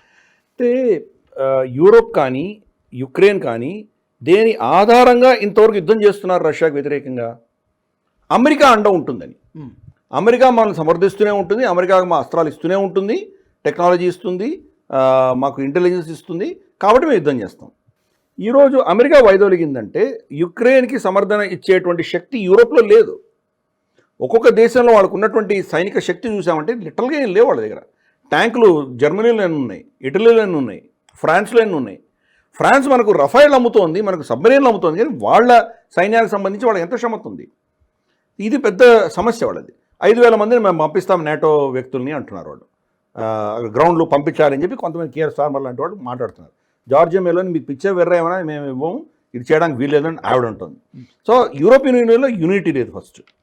ప్లస్ అక్కడ ఉన్నటువంటి సీన్ చూసామంటే జెలెన్స్కీ వెనక చుట్టుపక్కల ఉన్నటువంటి మనకు యూరోపియన్ లీడర్స్ అందరు కూడా, యూరోపియన్ యూనియన్కి సంబంధించి మనకు అర్సులా వండర్లైన్ వచ్చింది, UK prime minister care Starmer వచ్చారు, నేటో చీఫ్ మట్టే వచ్చారు, తర్వాత మనం చూస్తే కనుక జార్జియా మెలోనీ వెళ్ళింది, తర్వాత ఇమాన్యుయల్ మక్రాన్ వెళ్ళారు, మెర్జ్ మన జర్మన్ ఛాన్సలర్ వెళ్ళాడు, ఫిన్లాండ్ రాష్ట్రపతి వచ్చాడు.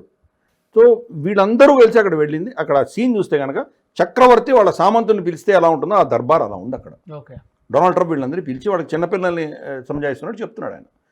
సరే నువ్వు మాట్లాడు కియర్ స్టార్మర్ అంటే ఆయన మాట్లాడుతున్నాడు.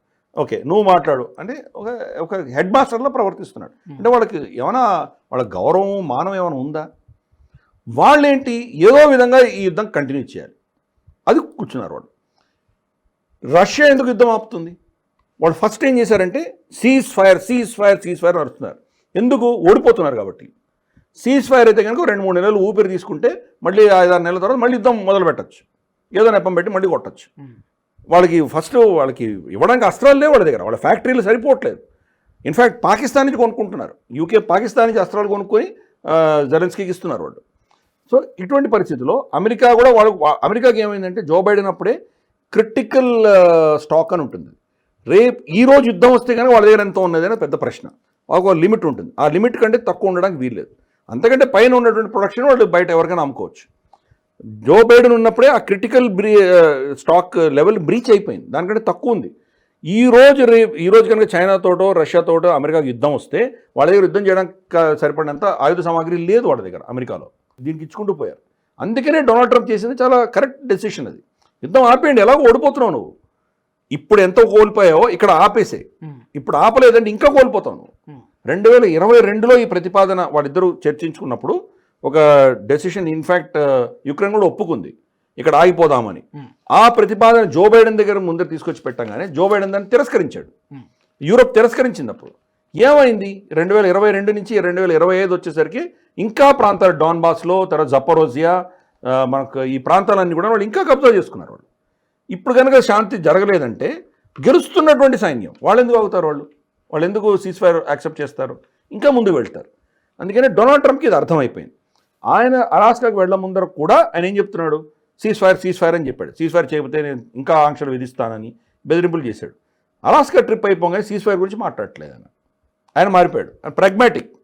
ఆయన ఏమనుకున్నాడంటే ఇక యుద్ధం ఆగిపోతే కనుక రష్యా నుంచి యుక్రెయిన్ నుంచి ఇద్దరి దగ్గర నుంచి నేను చమురు తీసుకుంటాను, వాళ్ళ దగ్గర నుంచి రేర్ ఎర్త్ మినరల్స్ తీసుకుంటాను, నా ఇంట్రెస్ట్ని కాపాడుకుంటానన్న దృష్ట్యా ఆయన మాట్లాడాడు. కానీ యూరోపియన్ యూనియన్ అలా అనుకోవట్లేదు. వ్లాడిమిర్ పుటిన్ని తిడుతున్నారు, ఇప్పటికి కూడా తిడుతున్నారు. మీకేం శక్తి ఉంది? నిజంగా యుద్ధం చేయగలరా రేపు అమెరికా విత్డ్రా అయితే? శక్తి లేదు మీ దగ్గర. జెలెన్స్కీ ఏమంటున్నాడు, ప్రతి అంగుళం నేను వెనక్కి తీసుకుంటాను, ఒక్క అంగుళం కూడా నేను ఇవ్వనట్టు. నీకు ఆ శక్తి ఉందా? అమెరికా వచ్చి నీకు సాయం చేయాలి, ఎందుకు చేయాలి? పదే పదే పదే పదే డొనాల్డ్ ట్రంప్ చెప్తున్నాడు, ఇది నా యుద్ధం కాదు, జో బైడెన్ స్టార్ట్ చేశాడు, నేను కనుక రాష్ట్రపతి ఉంటే ఇది జరుగుండేదే కాదు. పుతిన్ కూడా అన్నాడు, పుతిన్ కూడా అదే సమర్థించాడు. కాబట్టి ఈ పరిస్థితులలో యూరోపియన్ యూనియన్, యూరోపియన్ దేశస్తులు వీళ్ళందరూ కూడా, వాళ్ళ నేతలందరూ కూడా ఇంకా ఏదో యూటోపియన్ ఏదో ఆలోచన, ఏదో డ్రీమ్ వరల్డ్లో ఉన్నారు వాళ్ళందరూ కూడా. ఏమవుతుందో వాళ్ళకి అర్థం కావట్లేదు. ఆ పాత చింతకాయ పచ్చడి అదే పట్టుకొని కూర్చున్నారు. వాళ్ళు ప్రాగ్మాటిక్గా ఈరోజు పరిస్థితి ఏంటి వాళ్ళు అర్థం చేసుకోవట్లేదు. ఇప్పటికి కూడా వాళ్ళు ఏం చెప్తారంటే, యుక్రెయిన్ ఓడిపోయిందంటే కనుక నెక్స్ట్ పోలాండ్ మీద దాడి చేస్తాడు, ఎస్టోనియా మీద దాడి చేస్తాడు, మూడో రోజు జర్మనీ మీద దాడి చేస్తాడు. ఇటువంటివన్నీ కూడా పనికి మాలవన్నీ క్రియేట్ చేస్తున్నారు. ఇన్ఫ్యాక్ట్ డొనాల్డ్ ట్రంప్ మనకు వ్లాడిమిర్ పుటిన్ మీటింగ్ అయినప్పుడు ఆ ప్రెస్ కాన్ఫరెన్స్లో వ్లాడిమిర్ పుటిన్ చాలా స్పష్టంగా చెప్పాడు, యుక్రెయిన్ యొక్క సెక్యూరిటీకి మేము కూడా బాధ్యులమని చెప్పాడు ఆయన. అంటే నేటో చేతిలో ఉంటేనే సెక్యూరిటీ అని అనుకోకండి మీరు, మేము Russia, China, European union, America మనం అందరం కలిసి గ్యారంటీ ఇద్దాం వాడికి. వాడు న్యూట్రల్గా ఉన్నంత వరకు ఇబ్బంది ఏం లేదు, న్యూట్రల్గా లేనప్పుడే మనకి ఇబ్బంది వస్తుంది. రెండు, రష్యన్ స్పీకింగ్ పాపులేషన్ ఉన్న ప్రాంతాలు మాత్రమే నాకు కావాలి, రష్యన్ స్పీకింగ్ కాకుండా యుక్రెయినియన్ భాష మాట్లాడే ప్రాంతాలు నాకు అక్కర్లేదు అని చెప్తున్నాడు. రేపటి రోజు నువ్వు కనుక ఇప్పుడున్నట్టు పరిస్థితి కాకుండా నువ్వు కనుక సంధి చేసుకోకపోతే రేపటి రోజు ఇంకెన్ని ప్రాంతాలు కబ్జా చేసుకుంటాడు. వాళ్ళు ఇంకా ఎక్కడో ఒక యూటోపియన్ వరల్డ్లో యూరోప్ ఉన్నది. అమెరికా చాలా ప్రాక్టికల్గా డొనాల్డ్ ట్రంప్ ఇచ్చిన సొల్యూషన్ని వీళ్ళు తిరస్కరిస్తున్నారు. అప్పుడు ఆయన చేదులిపేసుకున్నాడు. సరే, గతంలో జెలెన్స్కీను పుటిన్ ఇద్దరిని నేను కలుపుతాను, ఇద్దరిని పిలుస్తానని చెప్పినటువంటి వ్యక్తి ఇప్పుడు ఏమంటున్నాడు, మీరు మాట్లాడుకోండి, నాకు అనవసరం అని చేదులిపేసుకున్నాడు. ఎందుకు? ఆయన మాట వినట్లేదు వీళ్ళెవరు. సరే, మీ తంటలు మీరు పడండి, నేను మీకు అస్త్రాలు కావాలంటే అమ్ముతాను, నేను ఫ్రీగా ఇవ్వను. రెండు, దాని మీద 10% నేను కమిషన్ తీసుకుంటాను. సో మీరు సమ్మతమైతే మీరు తీసుకోండి, నేను జోక్యం చేసుకోను అని చాలా స్పష్టంగా చెప్పాడు. సో మళ్ళీ యథాతథ స్థితికి వచ్చేసినట్టు ఎప్పట్లో ఏం దాన్ని యథాతథ స్థితి కంటే కూడా ఇంకా క్షీణించబోతుంది. ఎందుకంటే ఈరోజు ఒక విన్నింగ్ పొజిషన్లో రష్యా ఉంది. రష్యాని ఆపగలరా? అమెరికా దాని ఇంట్రెస్ట్ లేదు. అమెరికా వచ్చి ఏదో వాళ్ళు బరిలో దిగి రష్యాను ఆపుతారు అన్నటువంటి వీళ్ళ స్ట్రాటజీ పనిచేయట్లేదు. డొనాల్డ్ ట్రంప్ని అదే ఇంప్రెస్ చేసే ప్రయత్నం చేస్తున్నాడు. డొనాల్డ్ ట్రంప్ నాకు సంబంధం లేదు, నేను అమ్ముతాను కాబట్టి మీరు చావండి అన్నాడు. అప్పుడు కూడా ఏం చెప్పాడంటే, సెక్యూరిటీ గ్యారంటీస్కి మేము ఆ బూట్స్ ఆన్ ద గ్రౌండ్ పెట్టాము, మా సైనికులు వెళ్ళరు అక్కడికి, కావాలంటే మీకు ఎయిర్ సపోర్ట్ ఇస్తాం, అంతకుమించి మేము ఏం చేయము అని చెప్తున్నాడు. మరి నేటో దేశాలకు సంబంధించిన వ్యక్తులు అక్కడ వెళ్ళి వాళ్ళు అక్కడ బరిలో దిగి వాళ్ళు యుద్ధం చేయగలరా? వాళ్ళకి క్షమత ఉందా? సో అది పరిస్థితి. అందుకని అది ఒక చాలా అంటే ఒక చక్రవర్తి సామంతులను కూర్చోబెట్టినటువంటి దర్బార్లాగా అనిపించింది నాకు అక్కడ. But that's the way it is. Europe ఎంత కొలాప్స్ అవుతుందో మనం చూస్తున్నాం. మనం యూరోప్ యొక్క వాళ్ళ గౌరవం ఏంటి, వాళ్ళ శక్తి ఏంటి అంతా ఎక్స్పోజ్ అవుతుంది.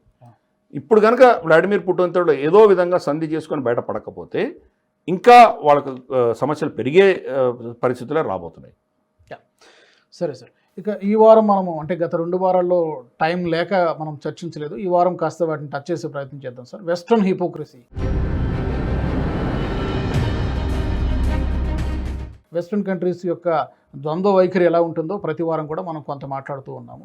సో ఈ వారం మనం చూస్తే sir, Scott Bessent statement, even Trump కూడా అదే వాయిస్ అనుకోండి, అతను ఏమంటున్నాడు, ఇండియా వార్ ఫండింగ్ చేస్తోంది రష్యా నుంచి ఆయిల్ కొనడం ద్వారా. ఇందాక మీరు కొంత చెప్పారు, అంటే వాళ్ళకో నీతి మనకో నీతి, దీన్ని ఎట్లా చూస్తారు సార్? తప్పకుండా ఇంతకంటే హిపోక్రసీ ఏముంది. అతను ఏమంటున్నాడు, ఈరోజు యుక్రెయిన్ యుద్ధానికి సంబంధించి ఫండింగ్ భారతదేశం ఇస్తోంది, వీళ్ళు చాలా సంపాదిస్తున్నారు, అక్కడి నుంచి చాలా తక్కువ ధరలో కొంటున్నారు, అంబానీ లాంటి వాళ్ళు ప్రపంచవ్యాప్తంగా దాన్ని చాలా లాభాలకు అమ్ముకుంటున్నారు, ఆ పైసలతోటే ఈరోజు రష్యా ఆ పైసలు తీసుకొని యుక్రెయిన్ మీద యుద్ధం చేస్తోంది అంటున్నారు. మీరు మరి రష్యా మీద జరుగుతున్న దాడులు, రష్యన్ సైనికులు చనిపోతున్న దానికి రక్తానికి మీరు బాధ్యులు కారా? మీరు కూడా అదే చేస్తున్నారు కదా. అలాగే యుక్రెయినియన్ సైనికులు చనిపోతున్న దానికి మీ హస్తం కూడా ఉంది కదా, మీరు కొంటున్నారు, కరెక్ట్. వాళ్ళు ఎక్స్పోజ్ అవుతున్నారు. యూరోప్ గ్యాస్ ఇప్పుడు కూడా కొంటుంది. అలాగే ఇంకా ఇతరత్ర అంశాలు వాళ్ళ దగ్గర యూరియా లాంటివి, మనకు ఫర్టిలైజర్స్ ఇప్పుడు కూడా కొంటున్నారు. మనకు అమెరికా అయితే రేర్ ఎర్త్ మినరల్స్ కొంటుంది, ఇప్పటికి కూడా కొంటుంది వాళ్ళ దగ్గర రష్యా నుంచి. పైపెచ్చు వ్లాడిమిర్ పుటిన్ స్వయాన అలాస్కాలో వాళ్ళిద్దరు మీటింగ్లో చెప్పాడు, గత 6 నెలలుగా మీరు వచ్చిన తర్వాత మన ఇద్దరి మధ్యలో వాణిజ్యం 20% పెరిగింది, దానికి ధన్యవాదాలని చెప్పాడు ఆయన. దాన్ని కౌంటర్ చేయలేదు కదా ఆయన. సో ఎంత హిపోక్రసీ ఇది. మీరేమో వాళ్ళతో వాణిజ్యం చేయొచ్చు కానీ భారతదేశం చేయకూడదా? ఇది హిపోక్రసీ. అంటే అది అంతేనే కాదు, మనం ఎంత చమురు కొంటున్నామో కొద్దిగా తక్కువ, ఇంతకంటే కొంచెం తక్కువ టర్కీ కూడా ఉంటుంది. మరి టర్కీ మీద ఎందుకు మీరు ఆంక్షలు విధించలేదు? చైనా మీద ఆంక్షలు విధించేంత స్తోమత మీకు ఉందా ఈరోజు అమెరికాకి? అమెరికా చేసి జారిపోయింది. చైనా దగ్గర చాలా లీవర్స్ ఉన్నాయి. ఇన్ఫ్యాక్ట్ ఇది ఒక పెద్ద టాపిక్, బహుశా దీన్ని మళ్ళీ సపరేట్ కూడా చర్చించాలి. ఎన్విడియాను తర్వాత ఏఎండి వాళ్ళ చిప్స్ ఏవైతే ఉన్నాయో ఆ చిప్స్ని శాంక్షన్ చేసి వాళ్ళకు చైనాకు దక్కకుండా ఆపారు గతంలో. అవి ఆపితే కనుక వీళ్ళు రేర్ ఎర్త్ మినరల్స్ ఆపేశారు చైనా. దాంతో దాసోహం అని H20 అన్నటువంటి ఎన్విడియా చిప్స్ని నువ్వు చైనాకు అమ్మొచ్చు అని చెప్పి పర్మిషన్ ఇచ్చారు. కానీ దాంట్లో కూడా మళ్ళీ ఇంతవరకు దేశాలను బెదిరిస్తున్నాడు, దేశాలు వ్యతిరేకంగా గుండాగా ప్రవర్తిస్తున్నాడు డొనాల్డ్ ట్రంప్. వాళ్ళ దేశంలో ఉన్న కంపెనీలు కూడా బెదిరిస్తున్నాడు. ఎన్విడియాని ఏఎండిని 15% నాకు ఇవ్వండి, మీ అంటే లాభాలు కాదు, 15% మీరు ఎంత వాల్యూ మీరు చైనాకు పంపిస్తున్నారో దాంట్లో 15% నాకు ఇవ్వండి. మీరు లాభాలు వస్తాయా నష్టాలు వస్తాయా నాకు అనవసరం, 100 రూపాయలు విలువ చేసేది అమ్మితే మీరు 15 రూపాయలు నాకు ఇవ్వండి అని చెప్పి కండిషన్ పెట్టి పర్మిట్ చేశాడు. చైనా మాకు అక్కర్లేదు పోవనింది. చాలా చాలా పెద్ద స్ట్రాటజిక్ మూవ్ అది. అంటే వీళ్ళ ఎంత హిపోక్రైట్స్ ఎక్కడున్నారో మనం అర్థం చేసుకోవచ్చు. వీళ్ళు మరి వాళ్ళ కంపెనీల లాభాల కోసం చైనాతో మీరు ట్రేడింగ్ చేస్తారా? భారతదేశం మాత్రం చేయకూడదా? మరి దీనివల్ల మీకు ఆ పైసలతోటే కదా చైనా వాళ్ళకి టెక్నాలజీ ఇస్తోంది, రష్యాకి టెక్నాలజీ ఇస్తోంది. అలాగే వాళ్ళిద్దరి మధ్యలో ఉన్న వాణిజ్యం, వాళ్ళిద్దరిలో ఉన్నటువంటి దీన్ని మీరు ఆంక్షలు విధించలేకపోతున్నారు కదా. భారతదేశం మీదే ఎందుకు విధిస్తున్నారు, చైనా మీద ఎందుకు విధించలేకపోతున్నారు? అది 90 రోజులు ఎక్స్టెండ్ చేశారు. ఎందుకు ఎక్స్టెండ్ చేశారు? ఆల్రెడీ 90 రోజులు అయిపోయింది, ఇంకో 90 రోజులు ఎక్స్టెండ్ చేశారు. అంటే మీ చేత కాదు, చైనాను వంచే పరిస్థితి మీకు లేదు, దాసోహం అన్నారు. అది కూడా మీరు ఏదో మెహర్బానీ చేసినట్టు H20 చిప్లు రిలీజ్ చేస్తే మాకు అక్కర్లేదు పోనింది వాళ్ళు చైనా. సో ఏ పరిస్థితిలో ఈరోజు అమెరికా ఉందో అర్థం చేసుకోవచ్చు. స్కాట్ బెసెంట్ ఏమో మనకి లెక్చర్లు ఇస్తాడు, నవరో అని చెప్పేసి ఇంకొక ఆఫీసర్ అతను లెక్చర్ ఇస్తాడు మనకి. కానీ వీళ్ళు వాళ్ళ హిపోక్రసీ నుంచి ఎవరు మాట్లాడట్లేదు. మనకు యూరోపియన్ యూనియన్ రష్యా నుంచి కొంటున్న గ్యాస్ గురించి వీళ్ళు మాట్లాడరు. హయ్యెస్ట్ అమౌంట్ ఆఫ్ గ్యాస్ వాళ్ళు కొంటున్నారు ఇప్పటికి కూడా. మరి దానివల్ల యుక్రెయిన్ మీద యుద్ధానికి వాళ్ళకి పైసలు రావట్లేదా? భారతదేశం దగ్గర నుంచి మాత్రమే వస్తుందా? సో అందుకని ఇది అబ్సల్యూట్ హిపోక్రసీ, అమెరికన్ హిపోక్రసీ కాదు తప్ప ఇంకేం లేదు. పెద్ద ఆయన ఏదో చెప్పాడు, ఆయన ఒక్కొక్క దేశానికి వేస్తున్న సుంకాలకి ఏదో సపరేట్ జస్టిఫికేషన్ ఇస్తున్నాడు. ఎందుకు ఇస్తున్నాడు ఆయనకే తెలియదు, ఏదో చెప్పాలి కూడా చెప్తున్నాడు. ఒకసారి పెద్ద ఆయన చెప్పాడంటే వెనకాల ఉన్నటువంటి ఆయన మొత్తం మయసభ అంతా కూడాను ఆయనకు వత్తాసు పలుకుతున్నారు. Absolute hypocrites. మనకు జయశంకర్ గారు రష్యాలోనే ఆయన ఎక్స్పోజ్ చేశారు. మనం కంటిన్యూస్గా వాళ్ళని ఎక్స్పోజ్ చేస్తూనే ఉన్నాము.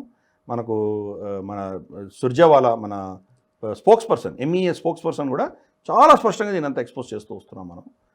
కానీ సూపర్ పవర్, నేను చెప్పేదే కరెక్ట్, నేను చెప్పిన దాన్ని నువ్వు వ్యతిరేకించావంటే ఏం చేస్తానో చూడు. మాకు ఎదురు ఎవరు చెప్పకూడదు అంతే. అది మేము ఒక పందిని చూపించి ఇది నంది అంటే మీరు యాక్సెప్ట్ చేయాలి అంతే. ఇది కాదు పంది అని మీరు అన్నారంటే మేము అదే చేస్తాను. Absolute hypocrites. And not just Trump, America వైఖరే అంటుకుంటారు రైట్ ఫ్రమ్ ద బిగినింగ్, అంతే కదా సార్? కరెక్ట్. జనరల్గా వాళ్ళ ట్రంప్ అలాగే ఉంటుంది బిహేవియర్. ఇన్ఫ్యాక్ట్ వాళ్ళకు డొనాల్డ్ రమ్స్ఫెల్డ్ ఇరాక్లో యుద్ధం చేస్తున్న ఆ సమయంలో వాళ్ళు అప్పుడు ఇక్కడి నుంచి మిజైల్స్ కొట్టి వాళ్ళు ఆఫ్ఘనిస్తాన్లో తాలిబాన్కి వ్యతిరేకంగా కొన్ని అటాక్స్ చేశారు. ఎందుకంటే వాళ్ళ షిప్పుల మీద దాడులు జరిగాయని. అప్పుడు చేసినప్పుడు మనకు పాకిస్తాన్ నుంచి కొన్ని టెర్రరిస్ట్ ఇన్సిడెంట్స్ జరిగినాయి మన దేశంలో. అప్పుడు అతను అడిగారు, డొనాల్డ్ రమ్స్ఫెల్డ్ని అడిగారు, మరి మీరు మీ దేశం మీద టెర్రరిస్ట్ అటాక్స్ జరిగినాయని చెప్పి మీరు ఆఫ్ఘనిస్తాన్లో తర్వాత ఇతరత్ర అక్కడంతా వాళ్ళ మీద అల్ఖైదా మీద తాలిబాన్ మీద మీరు బాంబులు వేశారు కదా, మరి ఇప్పుడు భారతదేశానికి కూడా అటువంటి పరిస్థితి వచ్చింది కదా, మరి భారతదేశం పాకిస్తాన్ మీద యాక్షన్ చేయకూడదా? దాన్ని వాళ్ళు అదే లాజిక్ తోటి వీళ్ళు ఎందుకు యాక్షన్ తీసుకోకూడదు అని అడిగితే, what we do is correct whereas India doesn't have right to do it అన్నాడు. మేము చేస్తే కరెక్ట్, మేము చేస్తాము, భారతదేశం చేయడానికి వీలు లేదు అన్నాడు. అహంకారం. అంటే మేము సూపర్ పవర్. అన్ఫార్చునేట్లీ వాళ్ళకి ఏమైందంటే గతంలో అన్ని దేశాలు భారతదేశంతో సహా మనం చాలా తక్కువ ఆర్థిక శక్తి ఉండేది, మనకు అమెరికా మీద ఆధారపడి ఉండేవాళ్ళం. ఇన్ఫ్యాక్ట్ అమెరికా అప్పుడు మనకు విరాళాలు ఇచ్చేవి, మనకు ఏవో డోల్స్ ఇచ్చేవి, అప్పులు కూడా కాదు, ఫ్రీగా సరే ఉంచుకోండి అని ఇచ్చేవి. వాటితో మనం చాలా నడిపించుకున్నాము. కాబట్టి ఈరోజు ఆ పరిస్థితి లేదు. ఉల్టా మనమే ఇస్తున్నాం. ఎన్నో దేశాలు మన బడ్జెట్లో ఉంటుంది యాక్చువల్గా ఏ దేశాలకు ఎంత మనం ఇలా విరాళాలు ఇవ్వబోతున్నామని లిస్ట్ ఉంటుంది మన దగ్గర. ఈరోజు మనమే ఒక శక్తిగా ఎదిగాం మనం. అది వాళ్ళు జీర్ణించుకోలేకుండా ఉన్నారు. పాకిస్తాన్ కూడా కొంత ఇస్తారనుకుంటా సార్. పాకిస్తాన్కి వాళ్ళు ఇస్తున్నారు, మనం ఇవ్వం. పాకిస్తాన్కి ఇవ్వం.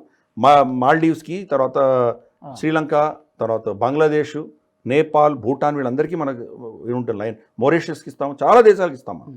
పాకిస్తాన్కి ఆఫ్ కోర్స్ మనం ఇవ్వం, మిగతా దేశాలకు ఇస్తున్నాం.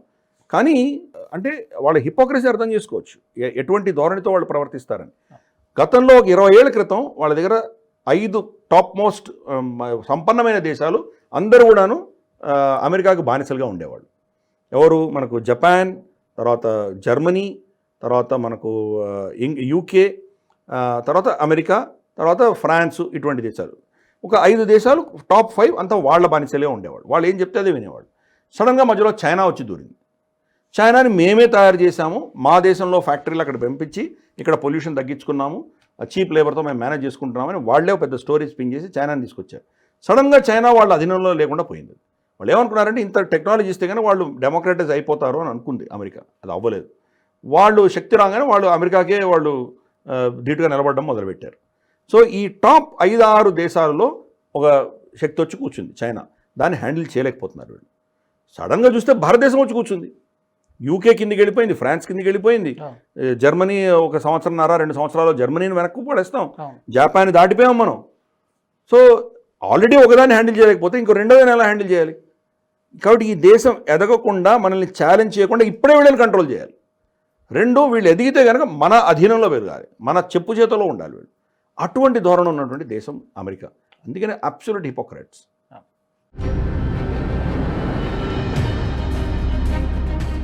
గిరిధర్ గారు, అయితే మనము గత వారం ఈ సెగ్మెంట్ కూడా టచ్ చేయలేకపోయాము. ఏ విధంగా వెస్ట్రన్ సొసైటీ ఎలా కొలాప్స్ అయిపోతుందని మీరు సాయి గారు చాలా ఎపిసోడ్స్లో చాలా ప్రతి వారం మాట్లాడేవారు. గత 2 వారాల్లో చర్చించలేదు. ఈ జాగ్వార్ యాడ్ చాలా అంటే కాంట్రవర్సీ లాగా అయింది.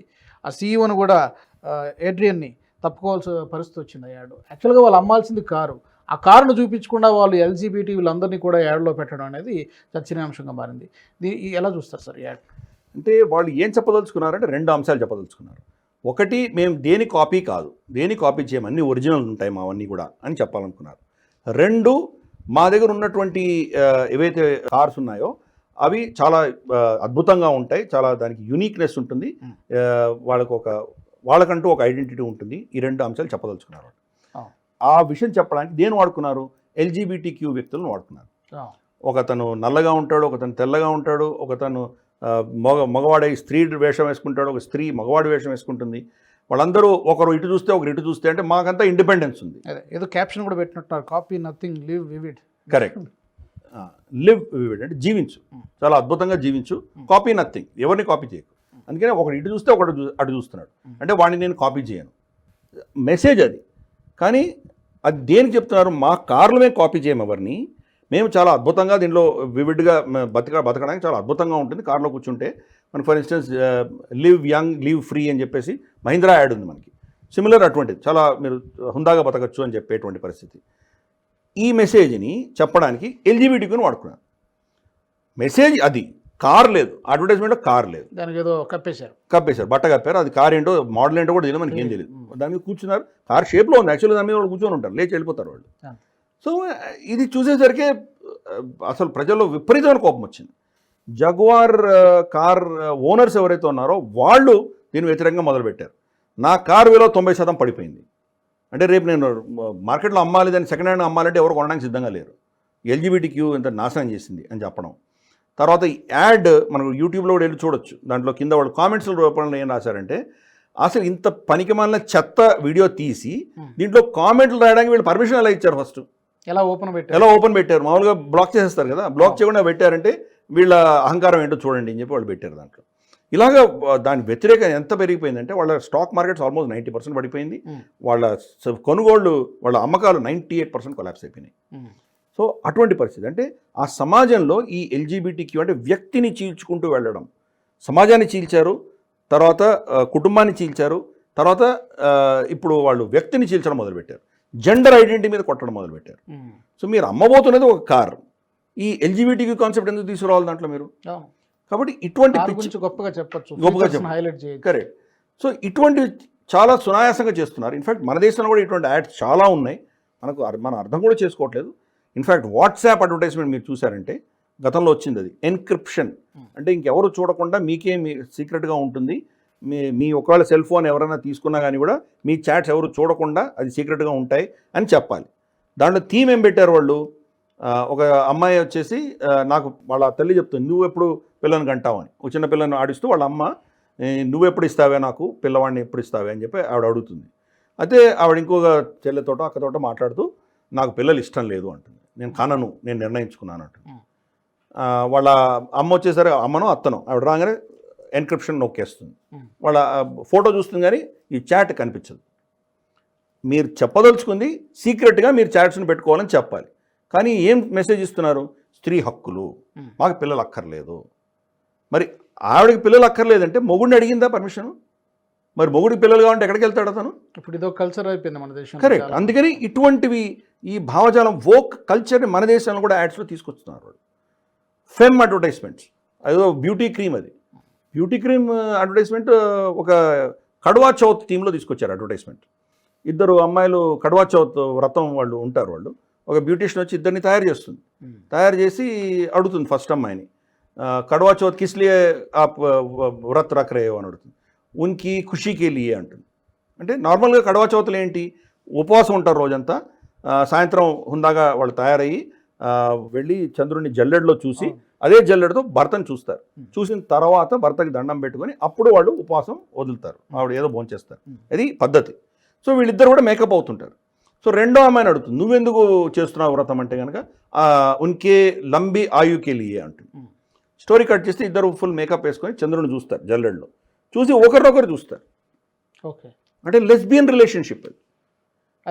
నువ్వు అమ్మదలుచుకుంది ఏంటి, మొహానికి రాసుకునే క్రీమ్ అమ్ముతున్నావు, దాంట్లో లెస్బియన్ రిలేషన్షిప్ ఇటువంటివి అనేది తీసుకొస్తున్నావు. అంటే మెజారిటీ ఈ దేశంలో ఉన్నటువంటి ఒక సంస్కృతి, ఒక కడ్వా చౌత్ సంస్కృతిని నువ్వు ఈ పాశ్చాత్య భావజాలంలో ఎందుకు తీసుకొస్తున్నావు? అందుకని ఈ సెక్షన్ మనం అందుకనే పెట్టాం గ్లోబల్ రౌండప్లో. ప్రపంచంలో ఎక్కడో జరుగుతుంది కదా, జగ్వార్ ఏదో చేశారు కదా, మనకెందుకు అంటే కనుక మన దేశంలో కూడా అవుతుంది. అది వెస్ట్రన్ సొసైటీనే కాదు, మన భారతీయ సమాజం కూడా కొలాప్స్ అయ్యే పరిస్థితికి వచ్చింది. ఆ ఇంపాక్ట్ ఇక్కడ పడుతుంది కదా. కార్బన్ కాపీ, అక్కడ ఏం చేసినా మన దేశంలో కూడా అదే చేస్తారు. దానికి అంటే నిజంగా ఇక్కడ 0.01% ఉన్నా కానీ కూడా దాన్ని పెద్ద హైలైట్ చేసి తీసుకురావడం. సో అందుకని వెస్ట్రన్ సమాజం కొలాప్స్ అవుతోంది అంటే కనుక మనం కూడా కేర్ఫుల్గా ఉండాలి, లేదంటే ఆ భావజాలం ఇక్కడ కూడా వస్తుంది.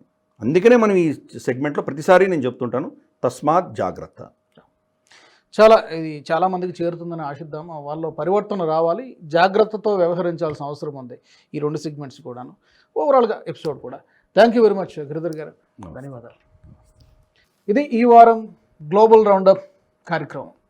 అలాగే మా నేషనలిస్ట్ హబ్ నుంచి లేదా ఈ గ్లోబల్ రౌండప్లో కానీ లేదా నేషనల్ రౌండప్లో కానీ ఇంకా ఎలాంటి అంశాలని మీరు కోరుకుంటున్నారో అవి కూడా మీరు కామెంట్స్ ద్వారా మాకు తప్పకుండా తెలియజేయవచ్చు.